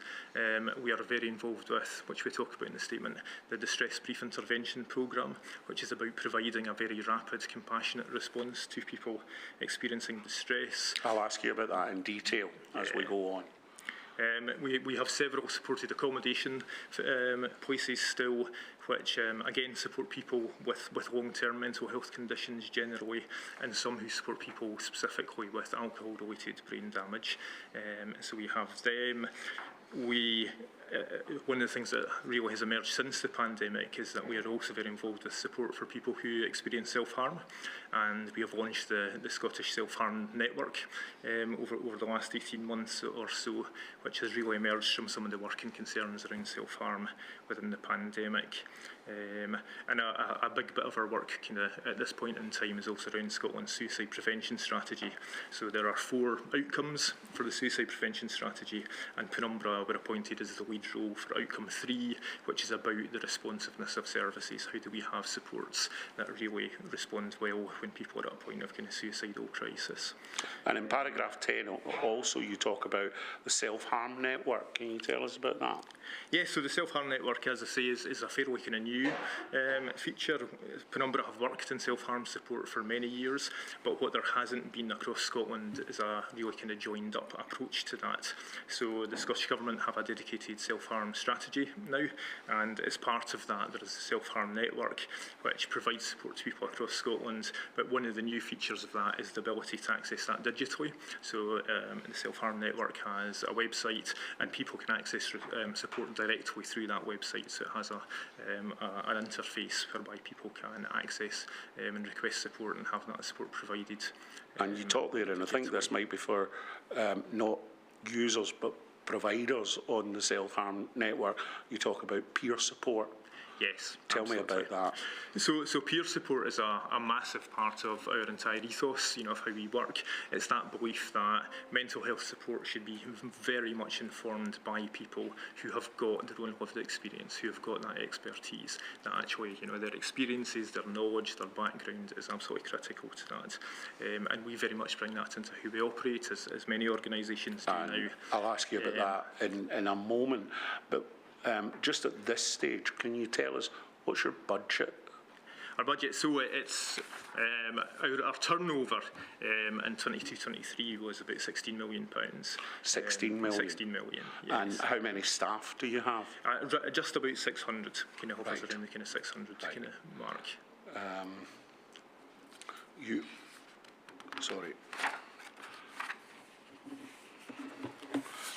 At paragraph 14, and I'm not trying to limit what it is that you do, but at paragraph 14, you list 3 main areas that I think you work in, which are home services, community services, and distress services.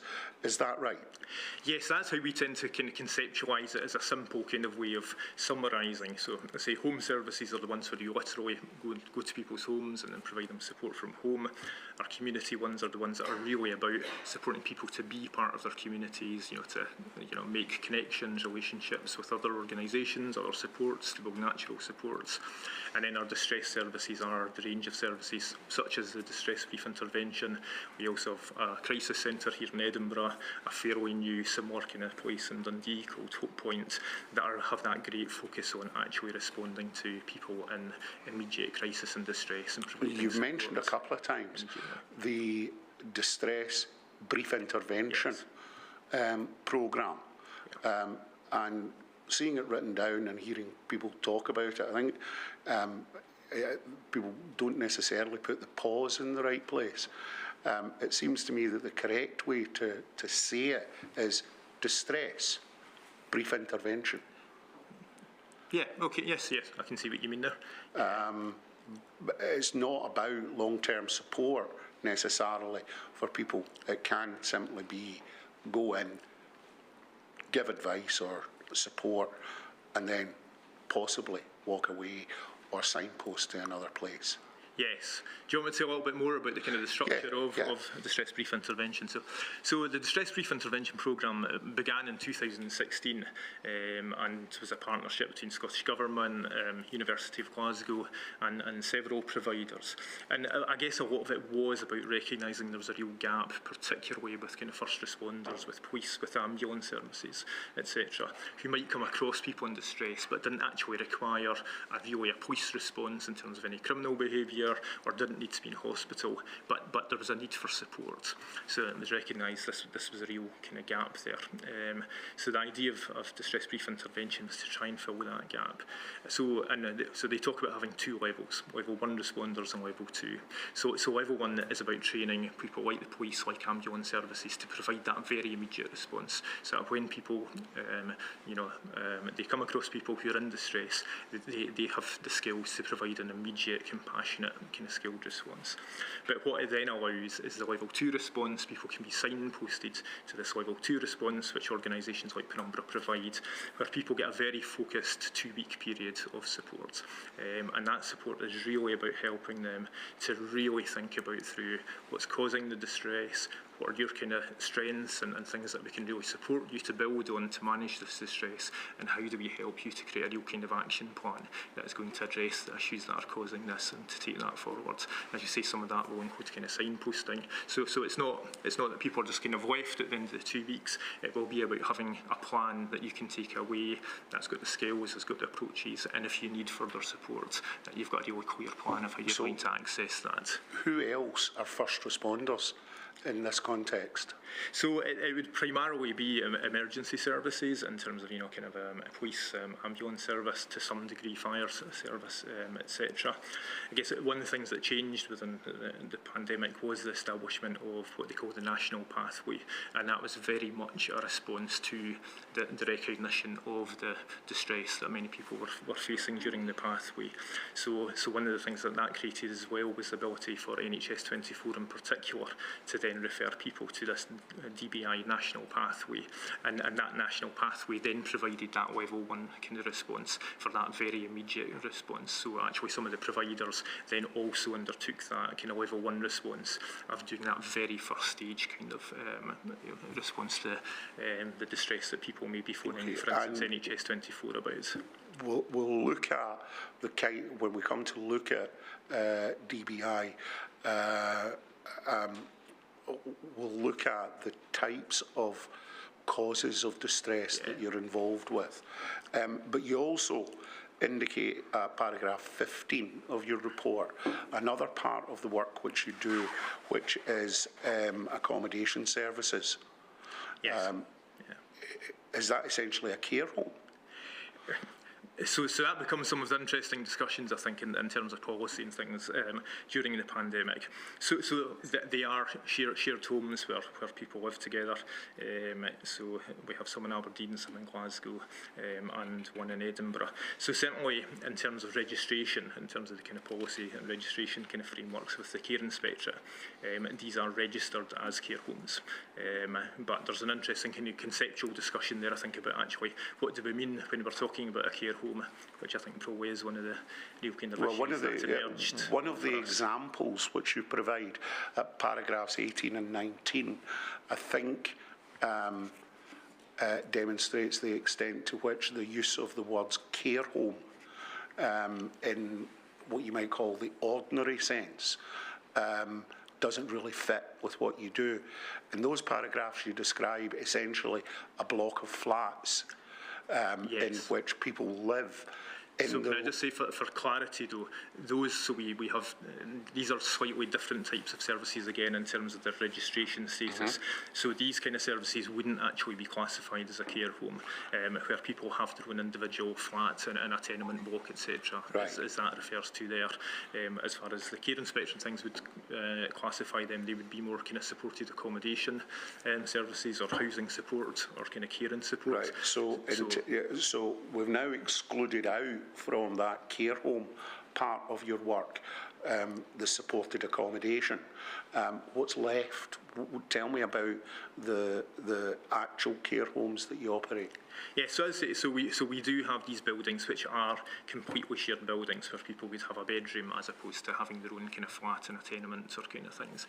So I'd say, for instance, in Edinburgh we have Milestone House out at Oxgangs, which can support 12 people experiencing alcohol-related brain damage, where people are living within the one property with their own bedroom and are receiving support all within that one property. So that does have, I guess, more of that kind of feel of a care home. As I say, the ones we're referring to at paragraph 18 are supported accommodation where people do have their own tenancy, they have their own flat, but within that property there is a staff base that allows support to be very easily accessed and provided to the people living in those flats. Okay, and those the care home element of it, they're the people who are in the care home, they're not necessarily, or they're not elderly. No, I mean, in principle they could be, but yes, by and large they are not. That would be coincidental. Yes, it would, and it's probably actually very rare, I suspect, when people who are more elderly also have significant mental health difficulties, that is often not the kind of place they may go to. As I say, we have probably two key types. So one is the alcohol-related brain damage services, which by definition, is supporting people with alcohol-related brain damage, who are often people who are coming from hospital, having gone through an initial treatment kind of programme for alcohol, and then this is about a supported place where they can then try and rebuild their lives. Our other accommodations, such as our service at Quarantine in Glasgow, is primarily supporting people with relatively complex long-term mental health conditions. They may have diagnoses of things like schizophrenia, for example. So it's people who have ongoing, fairly kind of chronic issues with their mental health, who require a lot of kind of ongoing support, and who, in terms of what we refer to as the recovery journey, them finding a way back to a good life, that is likely to be an intensive, sustained support over several years at least. I say. And for those who are in the supported accommodation, you spoke about the block of flats with one of the flats being for care providers. Yes. Tell me about the so that would be progress. similar, and I guess it would be slightly different levels of needs. So I think the people in supported accommodations, where they have their own tenancy, will very often be people, again, who have fairly significant long-term support requirements around their mental health, but are perhaps at a place where they are more able to manage a tenancy and to manage their day-to-day lives to a greater extent than the people who may be in the care homes as such. But is it fair to say that the majority of your work, though, isn't provided through the accommodation areas that you provide? It's much more in the community. Yes, that's correct. So the significant majority of our work is with the sports people in their own homes, or through the distress services such as distress brief intervention, etc.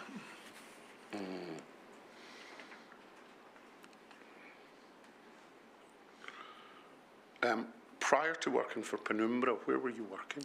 So I worked for an Edinburgh organisation called Thistle Foundation, who are primarily more of a physical disability, physical and learning disability kind of oriented organisation. So they support a significant number of people, primarily in the Edinburgh area, with learning and physical disabilities. So I worked for them for 20 years through a variety of kind of support roles and management and training and quality roles. And so there are similarities in that although you're involved in ongoing care, it's not care home modelled. Yes, absolutely. So Thistle Foundation only support people in their own homes. They have no care homes at all. And there's a very, very significant similar ethos in terms of the values and the approaches, what we would refer to as person-centred approaches, about how do you actually design support, very much around that unique individual, about their needs, about actually who they are, what they want to get from their life. So a very, very similar ethos and values. You talk about that ethos at paragraph 26. Can I have you just read paragraph 26? Sure thing. So this is referring to my role, I think. So, yes. So this was a new role in Penumbra, and there was a bit of a change in how things were structured, which very much attracted me because it provided the opportunity around areas like equality, impact and evaluation. What we are doing, and really all about really telling the story of Penumbra's work. That is one of the things I'm quite passionate about, actually, being able to describe why and what we do, how we do it, and why it makes a difference for people we work with. There is something different and distinct about the way that organisations like Penumbra deliver support for mental health, and being able to tell the story and describe that really well is very important. Well, I'll ask you to do that today.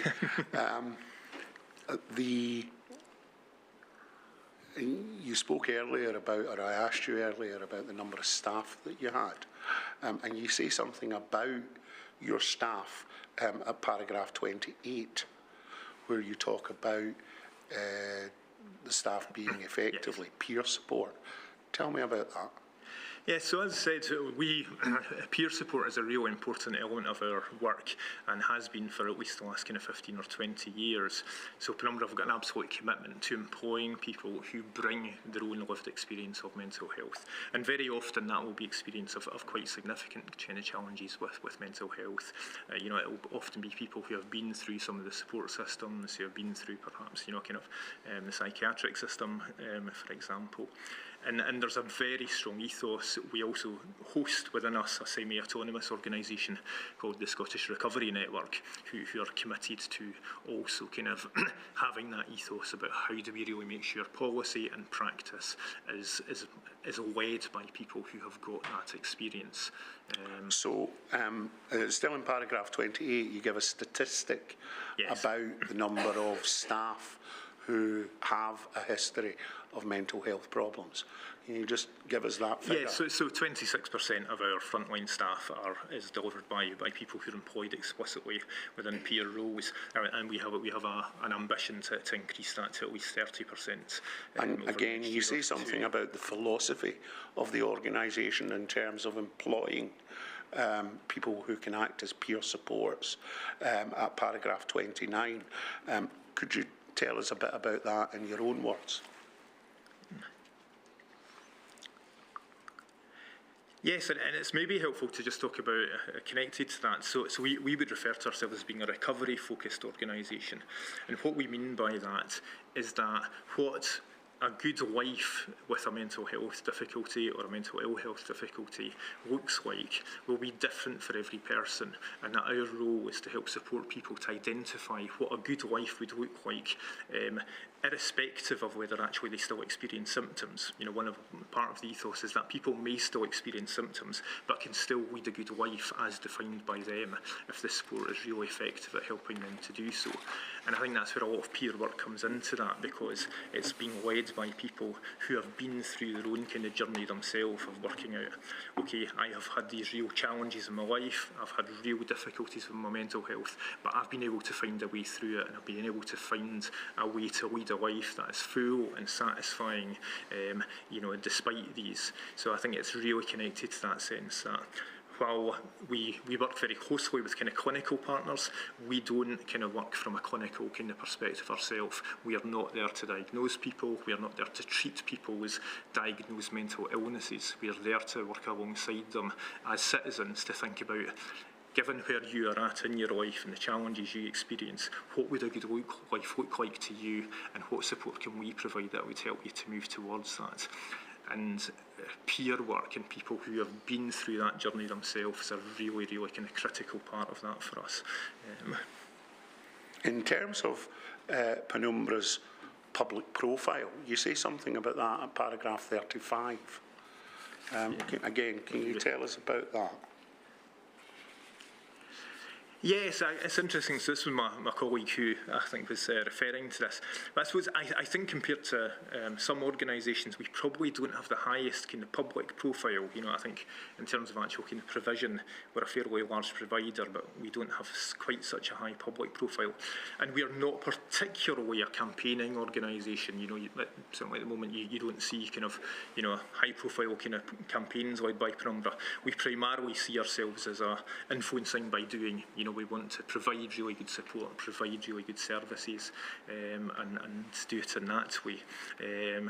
And you'll see there, we talk actually there about a kind of a rights-based recovery.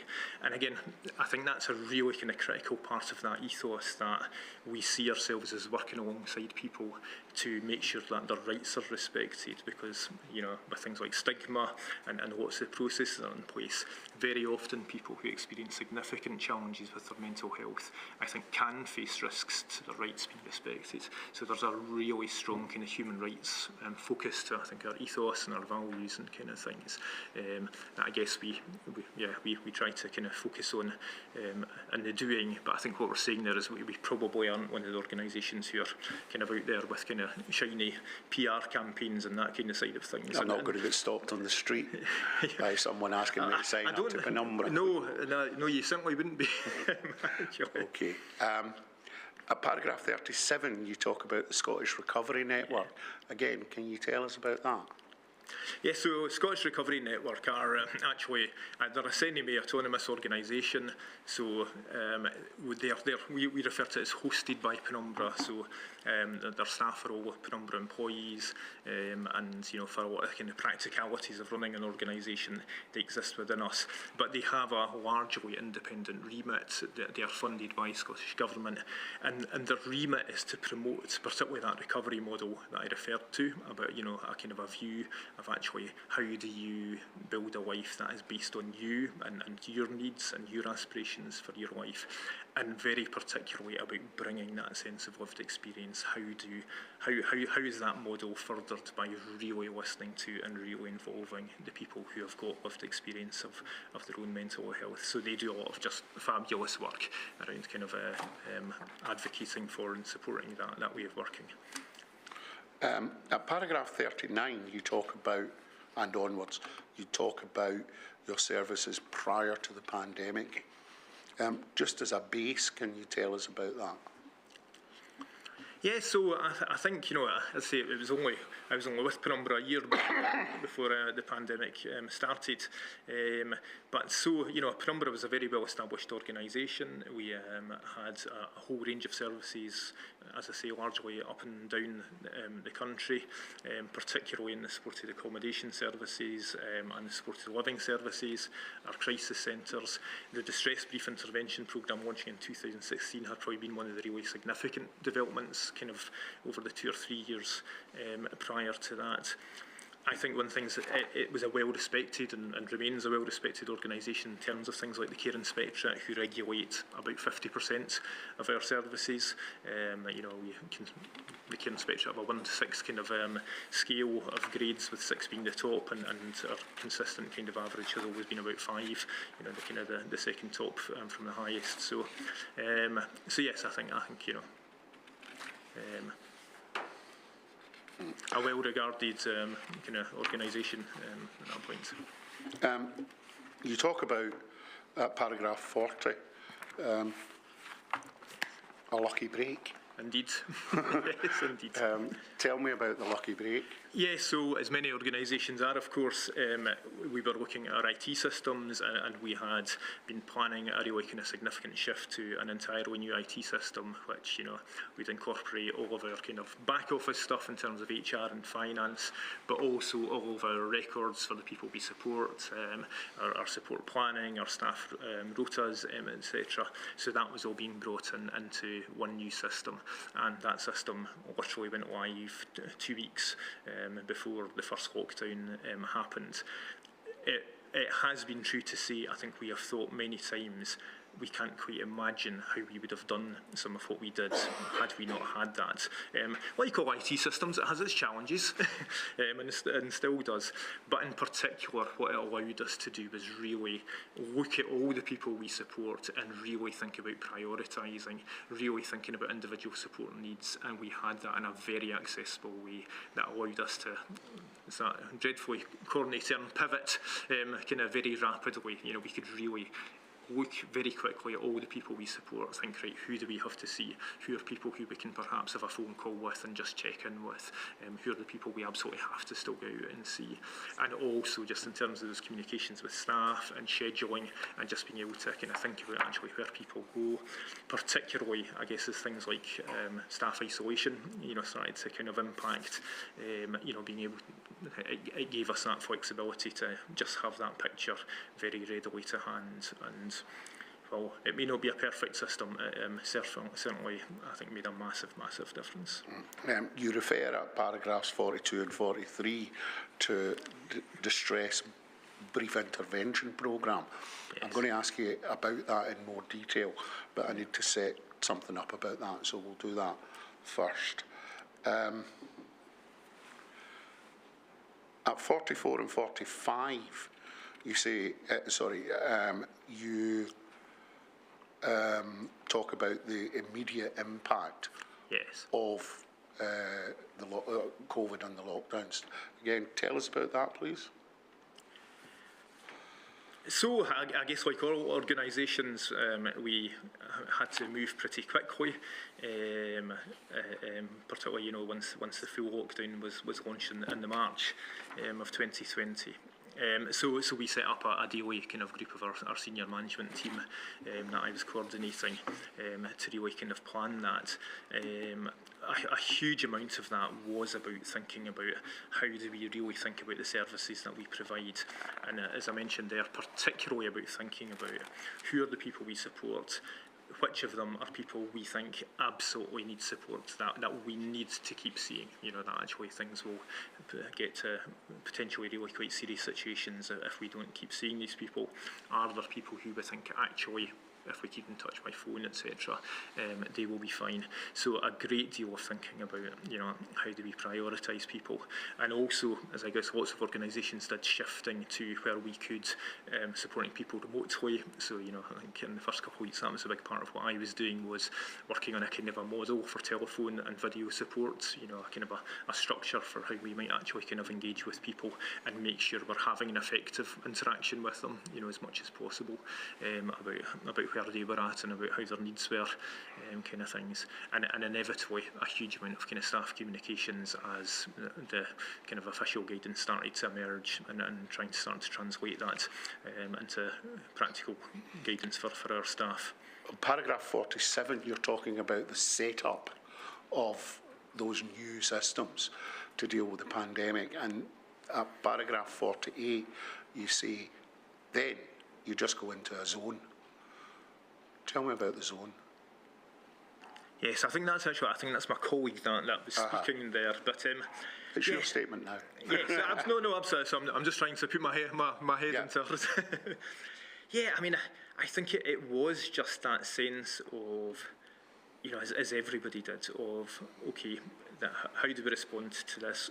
How do we reassure our staff? Because I think that was one of the big challenges we faced as many organisations who were going to continue to provide services, that about the messaging to staff and about balancing that, taking staff concerns really seriously with reassurance and trying to manage that guidance.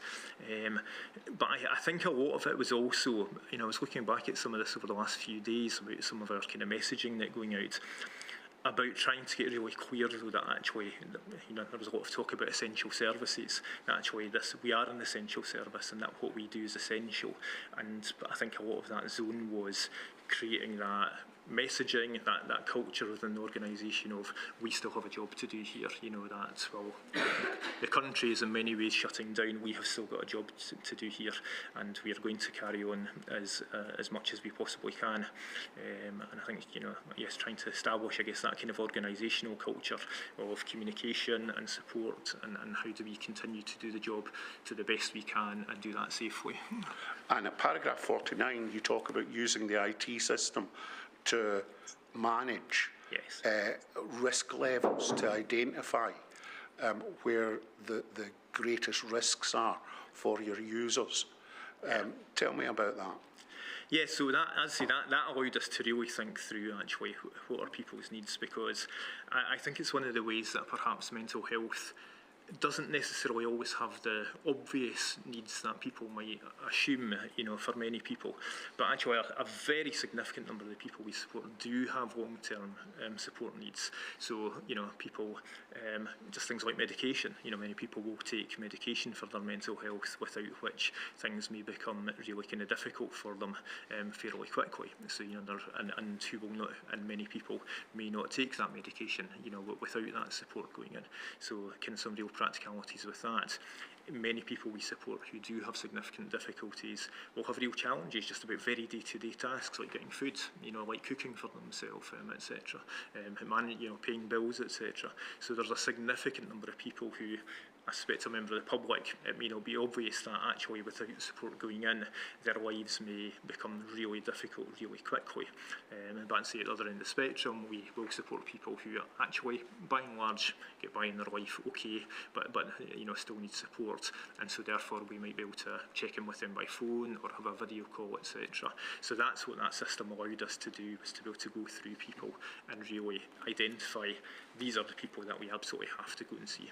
That actually.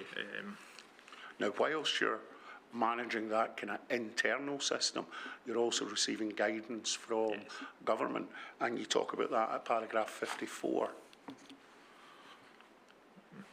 And that will appear on the screen in a second.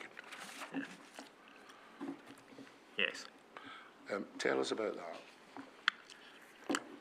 Yes, so obviously when things, the lockdowns things first started, or before that really, when the kind of the restrictions on schools, etc., started to come in, we started to receive guidance coming from various places, from Scottish Government Directory, from local authorities, from Care Inspectorate, from the Scottish Social Services Council, who are the regulator for the workforce and social care in Scotland, from Public Health Scotland. So it started to kind of get quite a wide array of guidance coming in, both directly relevant to our sector, relevant to the wider health and social care sector. So that started to really become that question of how do we translate this into something that is meaningful for our staff, and what very quickly became pretty vast swathes of guidance. In your statement at paragraph 53, you use the phrase translating guidance, and you've just used it again. Was the guidance not something you could just read off the page and apply? Certainly not specifically as it applied to us. You know, it was often very detailed and very understandably so, given the circumstances we were facing. But particularly initially, I think it had quite a broad brush about health and social care, and actually what that looked like for an organisation like us often did not seem clear at all, or took a great deal of trying to unpick, of going and trying to extract, okay, these are the bits that actually apply to us. And of course what we had to do, our staff who are out delivering the support don't have the time to be reading through kind of vast amounts of policy and guidance. So particularly initially, we actually started a daily communication of this is what the guidance is saying, this is how it applies to us, and this is what we need you to do, trying to break it down into very kind of small chunks of this is what this means and this is exactly what we need of you in order for us to kind of be working within this guidance and applying it. At paragraph 59, you talk about impact on service delivery, and you talk about that happening in 3 ways. I'll take you through each of those in turn. Firstly, you talk about supported accommodation. Yeah. Tell me about the impact there. So the supported accommodation services probably did have to some extent the biggest impact for us, both on a kind of practical level and I think for our staff in terms of anxiety and stress and kind of things in terms of actually following the guidance. And very understandably, given what we know happened in many of the care homes, I think that I can very much understand where a lot of that guidance came from. But I guess one of the things that was different in the care homes was that in a lot of our other services we could move staff about more easily. The care homes had to have staff on site, and obviously we didn't want as much as possible to be bringing in a vast range of staff. So that created real pressures on those staff teams. Just in terms of maintaining the service, particularly when things like isolation, kind of rules started to come in. If people did have symptoms, etc. So that created some kind of real challenges. But also the guidance around care homes, and I'm sure I don't know if you want to get into this now or come back to it, but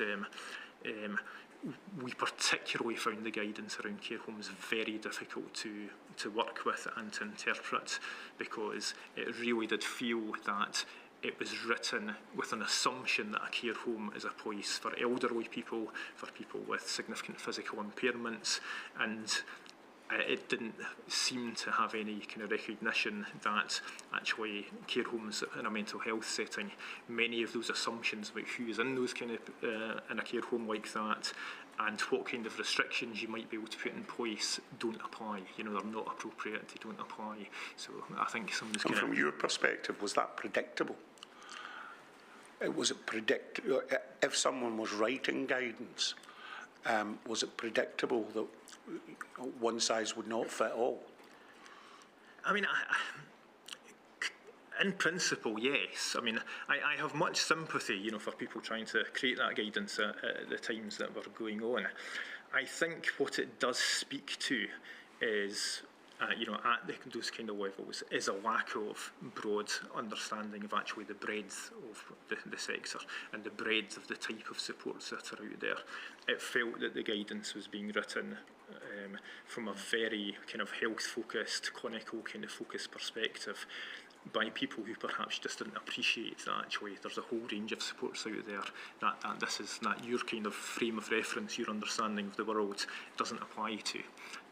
So in principle, yes, but as I say, I think probably the challenge there is about actually having the structures, that allow that kind of clarity of actually the variety of support that is out there. At paragraph 60, you move on to the second area of work that you predominantly do, Yes. which is visiting support. Yeah. The impact there? Yes, so as I say, we did a lot, that's probably where we did a lot of the prioritisation about who are the people that we absolutely still need to see. And while we did move a lot of our support to video support or telephone support, a significant number of our services continued going out and visiting people, particularly, as I say, for those people where things could start to get really difficult in their lives if they weren't receiving that support. In many levels, that actually went okay, that I think staff were able to do that. I think, we were able to kind of make sure that they were able to do so safely. The people we supported, almost overwhelmingly, were incredibly supportive, and understanding about, distancing, etc., wearing masks and all of this kind of stuff. A lot of the challenges there were actually quite practical ones. Many of our staff use public transport. Getting actual public transport to go between people was often a challenge. Really practical things. You don't exclusively work in the Central Belt. No, you do work in the borders. Yes. I understand that in some parts of the borders there isn't good public transport systems. Yes, I don't live in the borders myself, but yes, certainly that was what we were told, us that at the best of times the public transport cannot be good, and I think that became particularly challenging for staff trying to move about and those kind of more rural areas such as the borders, and just some really actual pretty brutal kind of practical things like accessing toilets.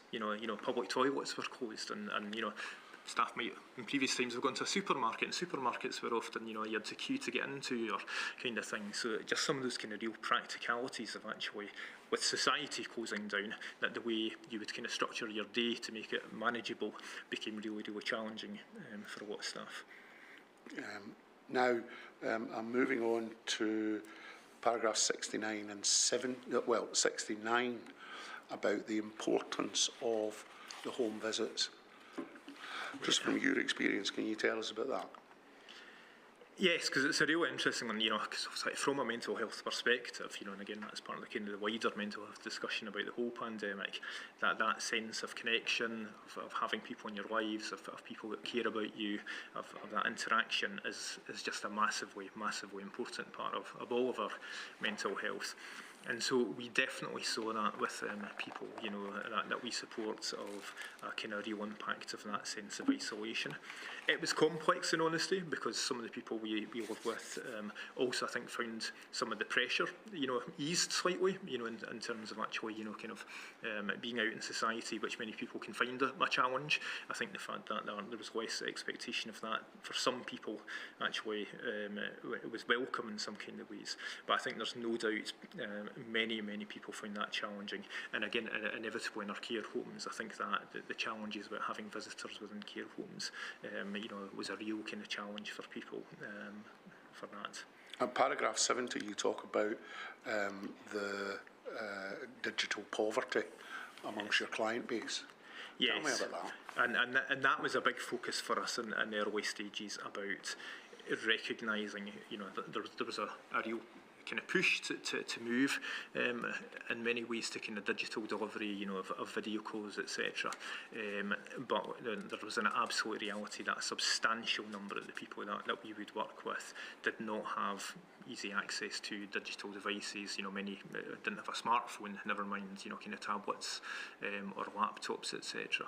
So that was a real kind of challenge for us, and one there was work with Scottish Government kind of things in those early days to try and access kind of resources, to buy kind of, devices for people, which we were able to do to some extent. But I think that's one of the things the pandemic did highlight, was that there does still retain a significant kind of discrepancy. I think particularly the people that, a significant number of the people that we support will be people from areas of significant deprivation, and in those communities of people not having, you know, the devices that, you know, allowed that to happen easily. And we've spoken exclusively so far about problems, but it wasn't all negative, and you talk about some of that at 71. Tell us about that.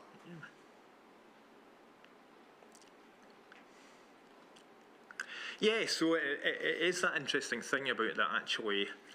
I guess for all of us, to some extent, you know, in a crisis, it also gives the opportunity for people to respond positively. And I say, I think the people we supported were extraordinary, actually.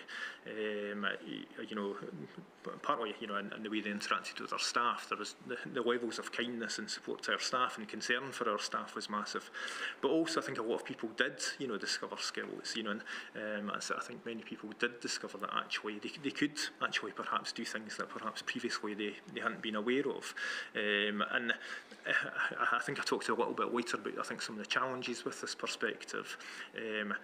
But there is a danger with support that actually it becomes entrenched and that actually people become de-skilled. And I think there was an opportunity for some people to kind of reassess actually what actually is it that I need, and is there a risk that actually some of the support that I've come to rely on is actually getting in the way now, and actually, I can do some of these things for myself. And so we definitely saw that, and we definitely saw some people who you may have predicted beforehand things might be really difficult for them without support, and actually they did fine. You know, that actually, you know, they got by and they found ways to do things, or they found alternative kind of forms of support, etc. So a very kind of mixed bag. But for organisations like you, your organisation, that carries a danger. Can I take you to paragraph 74? Yes, in all honesty, I wouldn't necessarily frame it as being a risk for us as an organisation as such. I think where there is a challenge with that is we did start to, I think, get some kind of senses from some funders of, okay, well, if people have got by, then they probably didn't need that support in the first place. So maybe actually we don't need to fund this anymore. And I get that. You know, if you're the person that's responsible for limited budgets, I can understand that kind of form of thinking. But I think when the risks of that thinking is conflating people getting by, you know, if people, you know, managing in a crisis situation, in a, you know, societal-wide really difficult situation to survive, and support that is actually about them having a good life, about them, you know, really, you know, finding ways to manage their mental health, that recovery that I talked about, you know, really building a life that's meaningful and worthwhile. And I think there's a risk that actually if we just view of people coped, so maybe they don't need support, has a real kind of risk to it as well, you know. And so I'd say, I think I talked about there being a double-edged sword. I don't know if that's actually quite the right term, but I think it's really important we recognise that some of these do provide really useful insights into actually people's ability to be resilient, to create their own supports, but we need to be really cautious as well about not saying, oh, that just means they don't need support, when actually support should be about a much bigger picture of people's lives, you know, to have a long-term good life. At paragraph 75, you talk about experiences coming out of COVID, and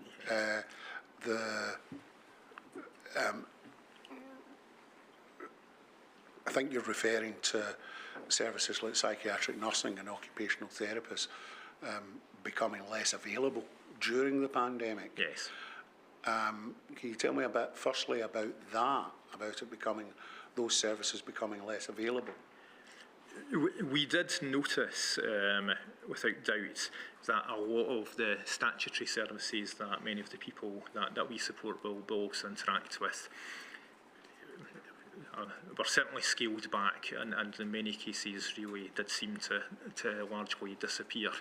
You know, people were not seeing people like psychiatric nurses, social workers, you know, psychiatry, psychology appointments, etc. were largely cancelled, and they did seem to a large extent disappear.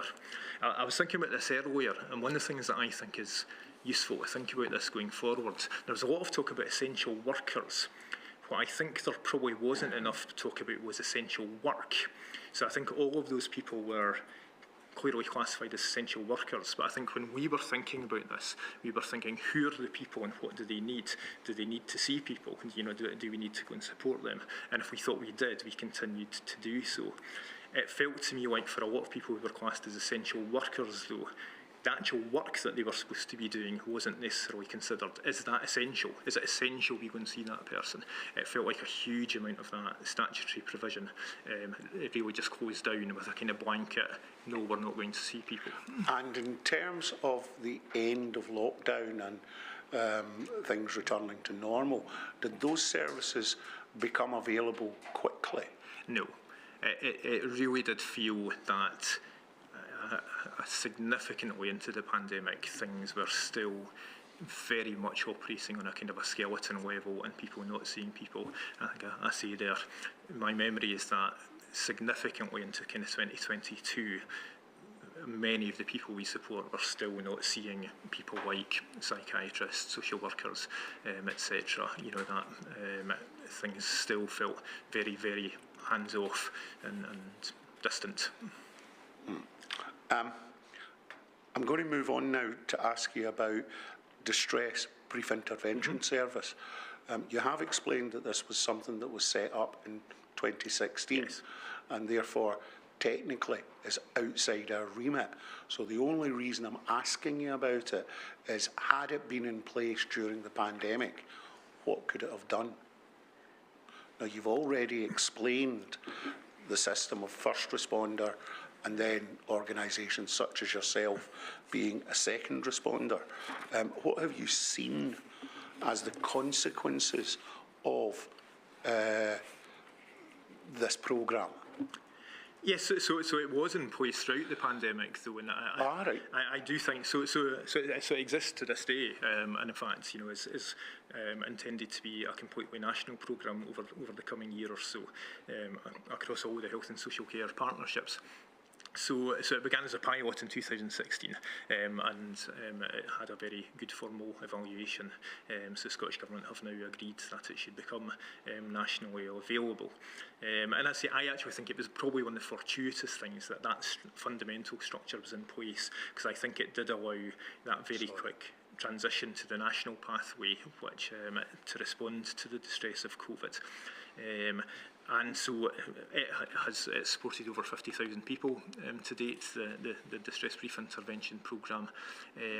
And it's the national pathway in particular saw a huge amount of calls during it and continues to, I think, see calls connected to COVID, particularly around kind of things like financial difficulties, and you know, particularly as the furlough scheme started to kick in, and you know, people's jobs were starting to be at risk, real financial distress, about relationship distress, you know, caused by many of the challenges of lockdowns and kind of family difficulties and kind of things like that. You know, those kind of employment kind of challenges people face. Can I take you to paragraph 90, where you say something about that,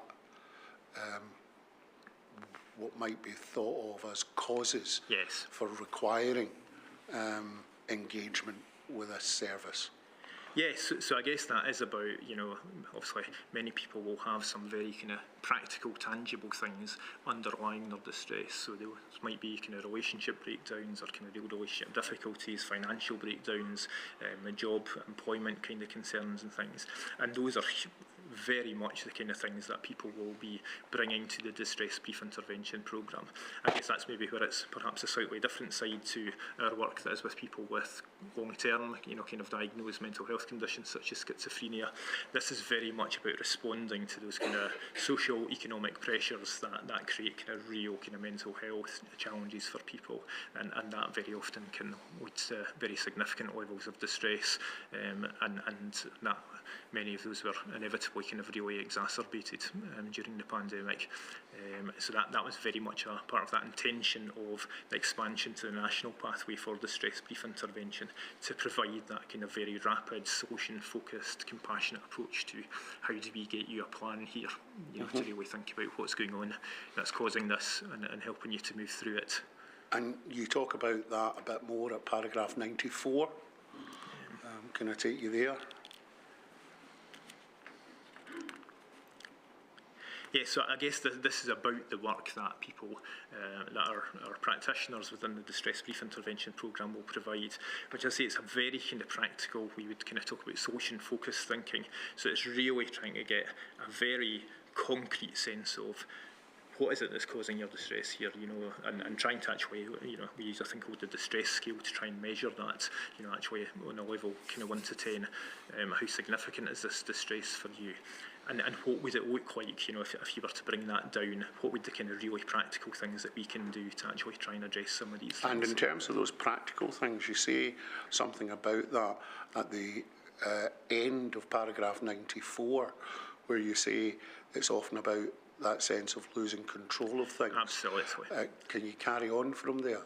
Yeah, so again, in terms of actually causes of kind of distress and causes of poor mental health, particularly associated with distress, a lack of control of your life, a sense of a lack of control of your life is well known as a really kind of critical factor of that. If it's feeling that things are spiralling out of control, whether that's finances, whether that's with your family breaking down, your relationships breaking down, that sense of life just losing a kind of sense of control over it. So that's really what we try to focus on in the Distress Brief Intervention Programme. How do you get really clear about what these challenges that are creating this distress are, and how do you get a really kind of tangible plan for how you're going to address those, and you know, some of those, you know, maybe, you know, in terms of financial stuff, you know, about, you know, again, you know, kind of getting financial plans, you know, signposting to other kind of financial support agencies, you know, so just trying to get a really kind of concrete plan of this is how I'm going to So if I forward. approach a first responder, or a first responder approaches me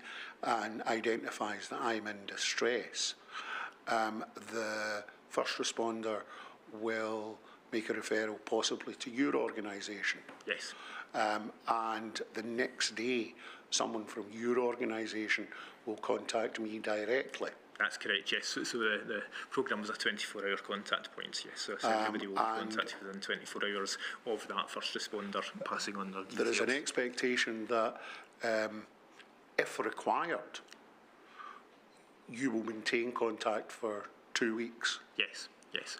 Yeah. And by the end of that period, you will pass me on to someone else. Yes, if appropriate. If appropriate, yeah. But part of that will be about actually what further support do you require? Is there other organisations that can help you here? So, you know, there will be a clear kind of exit plan of, you're not just being left now after this 2 weeks. You've got the strategies, and you've also got other kind of access of areas of support that you can access. And you also provide at paragraph 95 an indication that no one leaves empty-handed. Yes, absolutely. So I say, yes, my colleague there talks about it as a distress management plan. So it really is that, I'd say, that concrete plan of, this is the kind of concrete, kind of practical areas I'm going to address. This is other areas of support that I can access if required. So everybody's going away with something kind of really tangible. On paragraph 96, and I have to say, we've heard this from almost everyone in your type of position, our staff were awesome.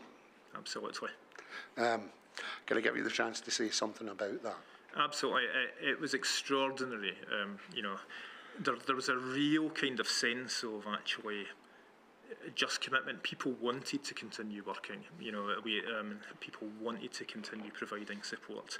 I think the biggest challenges we probably faced were sometimes about, you know, saying to people, you know, you don't have to do all of this, you know, and you need to look after yourself. You know, I think there was just this incredible commitment that the people we work with need support, and we should still be continuing to do this.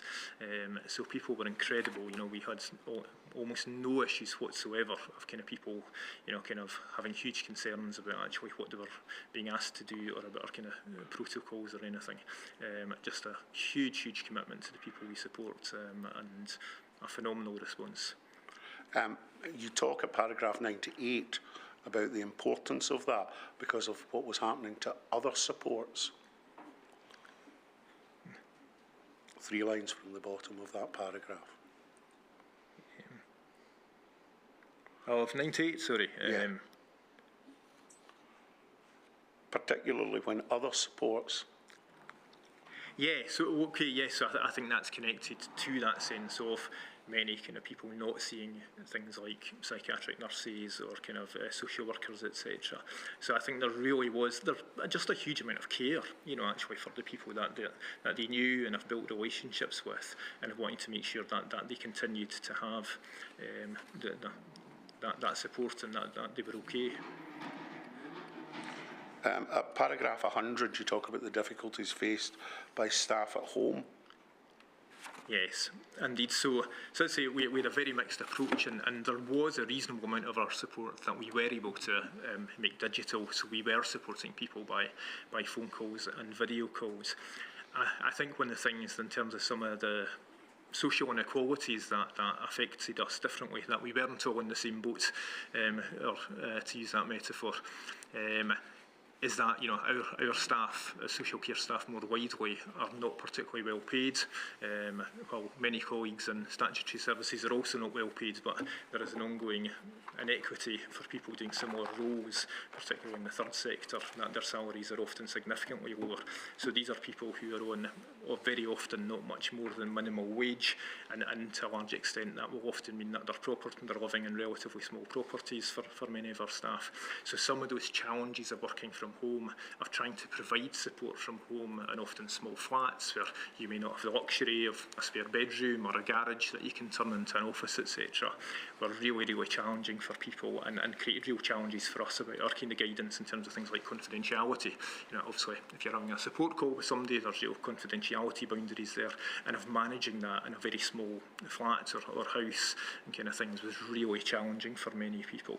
So I think it just probably highlighted to me some of those kind of social inequalities about some of our very essential workers in society, but who are not very well rewarded, and so therefore when something like this hits, don't have the luxury of big houses and gardens. And Paragraph 105, you talk about a particular group of your employees, first level line managers, yes, and them facing particular difficulties. Tell us about that, please. Yes, I think so. I talked there about that kind of anxiety about getting it wrong, particularly as far as the guidance is concerned, and very particularly, I think, for the managers of what are registered as care homes. You know, the guidance was clearly kind of very complex, and I think there was a real fear of, if we get this wrong, we are going to be held responsible, we are going to be held accountable if there is an outbreak. Now, we were very fortunate that we actually had virtually zero, not quite, but almost zero kind of actual levels of kind of COVID outbreaks or anything within our services or staff. But there was a huge amount of anxiety, particularly for the managers of the accommodation-based services, that they would be held accountable. I think I talk a little bit later about when Care Inspectorate started providing reports to the Parliament and naming providers. I think that really ramped up that anxiety of a real fear of, if we do get a COVID outbreak in our service, that we are going to be kind of named before the kind of Scottish Parliament as a service where something has happened. So I think that put a huge pressure and anxiety. And you then move on to talk about the guidance, and at paragraph 108, you talk about getting new guidance coming in at 4 o'clock on a Friday, and the expectation being you would implement it on the Monday morning. Yes. Tell me about that. Absolutely. It felt like that for a significant length of time, of guidance changing very rapidly, you know, certainly week to week, and sometimes much less than that. And there was definitely times, I remember it coming in on a Friday afternoon with, this is operational from Monday, and you're kind of thinking, okay. and as I think I say there, it's slightly flippantly, but a sense of, you know, kind of putting out communications to staff saying, what we told you last Monday no longer applies, so it has now changed to this. So rapidly changing, and also just the guidance coming from multiple sources. You know, we would have guidance from Public Health Scotland, from Scottish Government directly, from Chief Nursing Officer. I recall at times there'd be letters coming out from the Care Inspectorate, which were by no means always aligned. So, you know, this mammoth exercise, you know, of trying to kind of unpick this, and as I said earlier, breaking it down into, this is what this means for us, and this is what we need you to do. And and quite often having to do quite a lot of backwards and forwards to officials to say, can you clarify this please, because this doesn't make any sense to our sector. You provide quite a lot of detail of that in 100 to about 116. But can I try to summarise what's there by having you read the final sentence in paragraph 112? It just didn't feel well designed for our sector. Is that how you still feel? Yes. I think what I said earlier was, particularly as regards care homes, there seemed to be this assumption that a care home is a care of the elderly home, and that the people within that are people with physical impairments. The reality is that most of the people that we would support in those settings are probably young to middle-aged people. They're physically perfectly capable of going about. We would have no powers for whatsoever, to direct them or to restrict them. We would have no legal powers that would allow us to, mandate that they follow any particular guidance. Now, again, I would have to say, just about all of those people were fabulous. They got what was going on and they respected the rules. But in terms of actually, can we actually implement this guidance, there was a real question for us.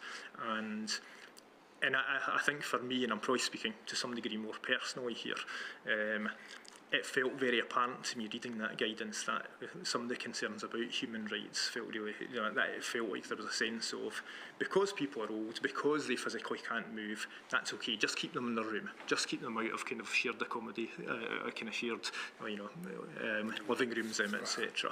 And I think perhaps because actually that was virtually impossible for us to implement in any kind of enforced way, that contrast of actually, we are talking about essentially people's rights here, and we're kind of saying that because people in some sectors may not physically be able to stop that, we can do it.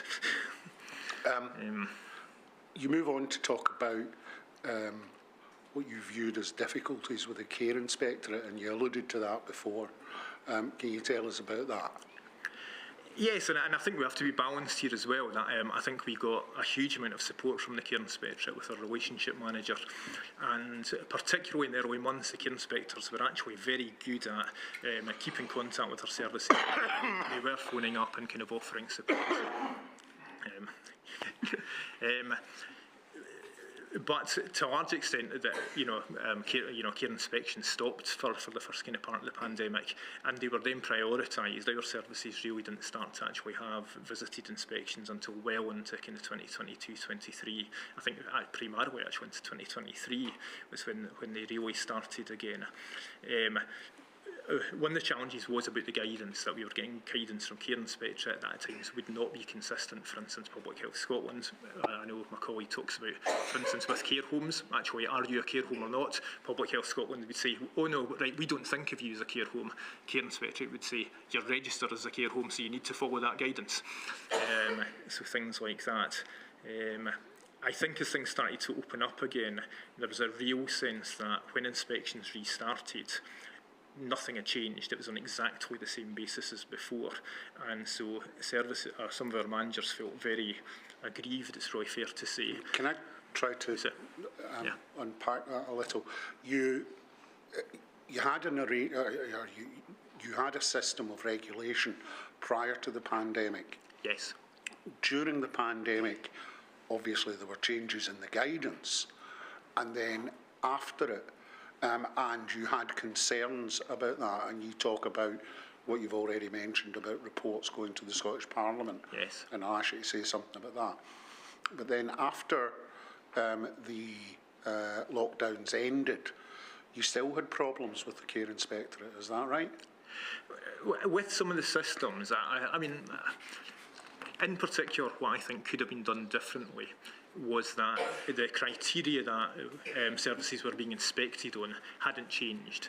Now, inevitably, some of the things that services would have been on top of prior to, they hadn't been as on top of. because they've been focused on, the hygiene, keeping people safe and that kind of things. And services were then critiqued for not having some of these things in place, and it felt like there was kind of no leeway. I think individual inspectors got this. There was a bit of a sense of... You talk about the difference between the organisation as a whole in the Care Inspectorate and individual inspectors at 119. Do you want to say something about what's there? Yeah, so I think it was that sense that many of the individual inspectors, I think, very much got these kind of things. They were saying, we know why you've not been able to kind of maintain perhaps some of these areas. We get that, but we're operating to the same guidance. We have no choice. So some services would, for instance, be downgraded because of some things they didn't have in place. And they're kind of saying, well, but we've been keeping people safe for the last 2 years, we've been doing these things. So of course we're not quite as on top of some of these other areas that would usually be inspected. And it felt to me there should have been some different criteria about how well have you kept people safe during the pandemic, how well have you kind of managed to maintain people's rights and connections and kind of things, and how well are you now emerging and getting back to normal, rather than just right, all the things that you should have had in place before, are they all still 100% in place now, when I think no service across the country could possibly have maintained the focus on all those kind of things when you've got so much to do just to maintain things. At 126... Mr Caskey, you're almost out of time. I know that. At 126, you say, because there were different things, the Care Inspectorate, Public Health Scotland, communications from the Chief Nursing Officer, there was definitely a sense that these were not always coherent. Yes. Absolutely. So it's that sense in terms of the guidance, with the formal guidance, and we refer there to some of the kind of informal guidance about things like, are you a care home or not? There was very much kind of not a shared voice in that, and that would be some of my sense of this, that going forward, if we were to repeat this, how do you have that single point of truth? How do you have a system that enables that kind of just clarity of communication from one place? Now, you start then to talk about funding, and you make a positive comment that if you had been given an amount of money to do a particular thing, but you were unable to do that thing, yes, funders would simply say, spend it where you think it's needed. Is that fair? Yes, in many, many cases, I think a lot of the people who funded our services understood that an organisation like ours would collapse. If they just said, well, if you're not providing that in the way that you used to, we'll have the money back, thank you. So I think they largely allowed us to kind of retain that money, and to keep paying the staff. Because I say we furloughed no staff whatsoever, so all of our staff are still being paid. We're still trying to deliver things in different ways, and certainly the large majority of funders, I think, were very understanding about that, and did not attempt to kind of claw money back, which I think in different times they probably might have done. At 136, you talk about private sector assistance.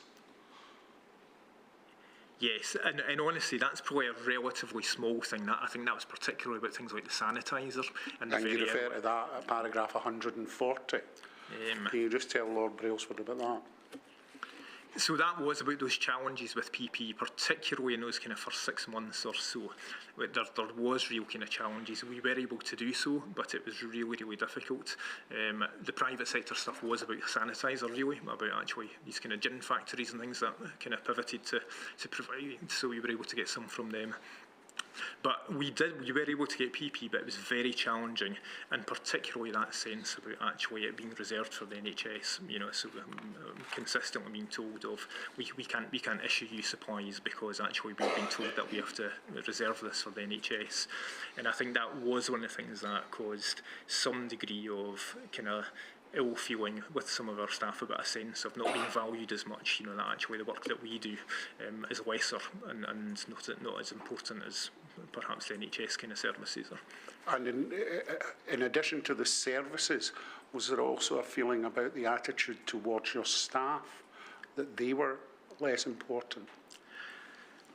I think there was on a kind of a structural level. I wouldn't want to say that any kind of individual, actually believed that they weren't as important.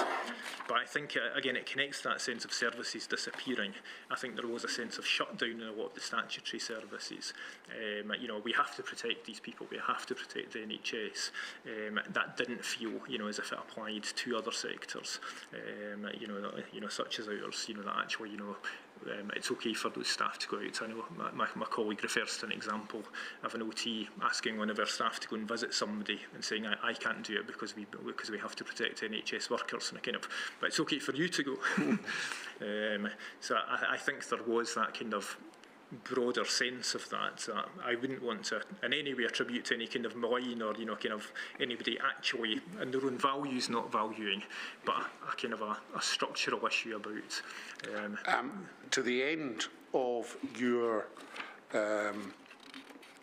very helpful statement, you provide two sections: lessons to be learned and hopes for the inquiry.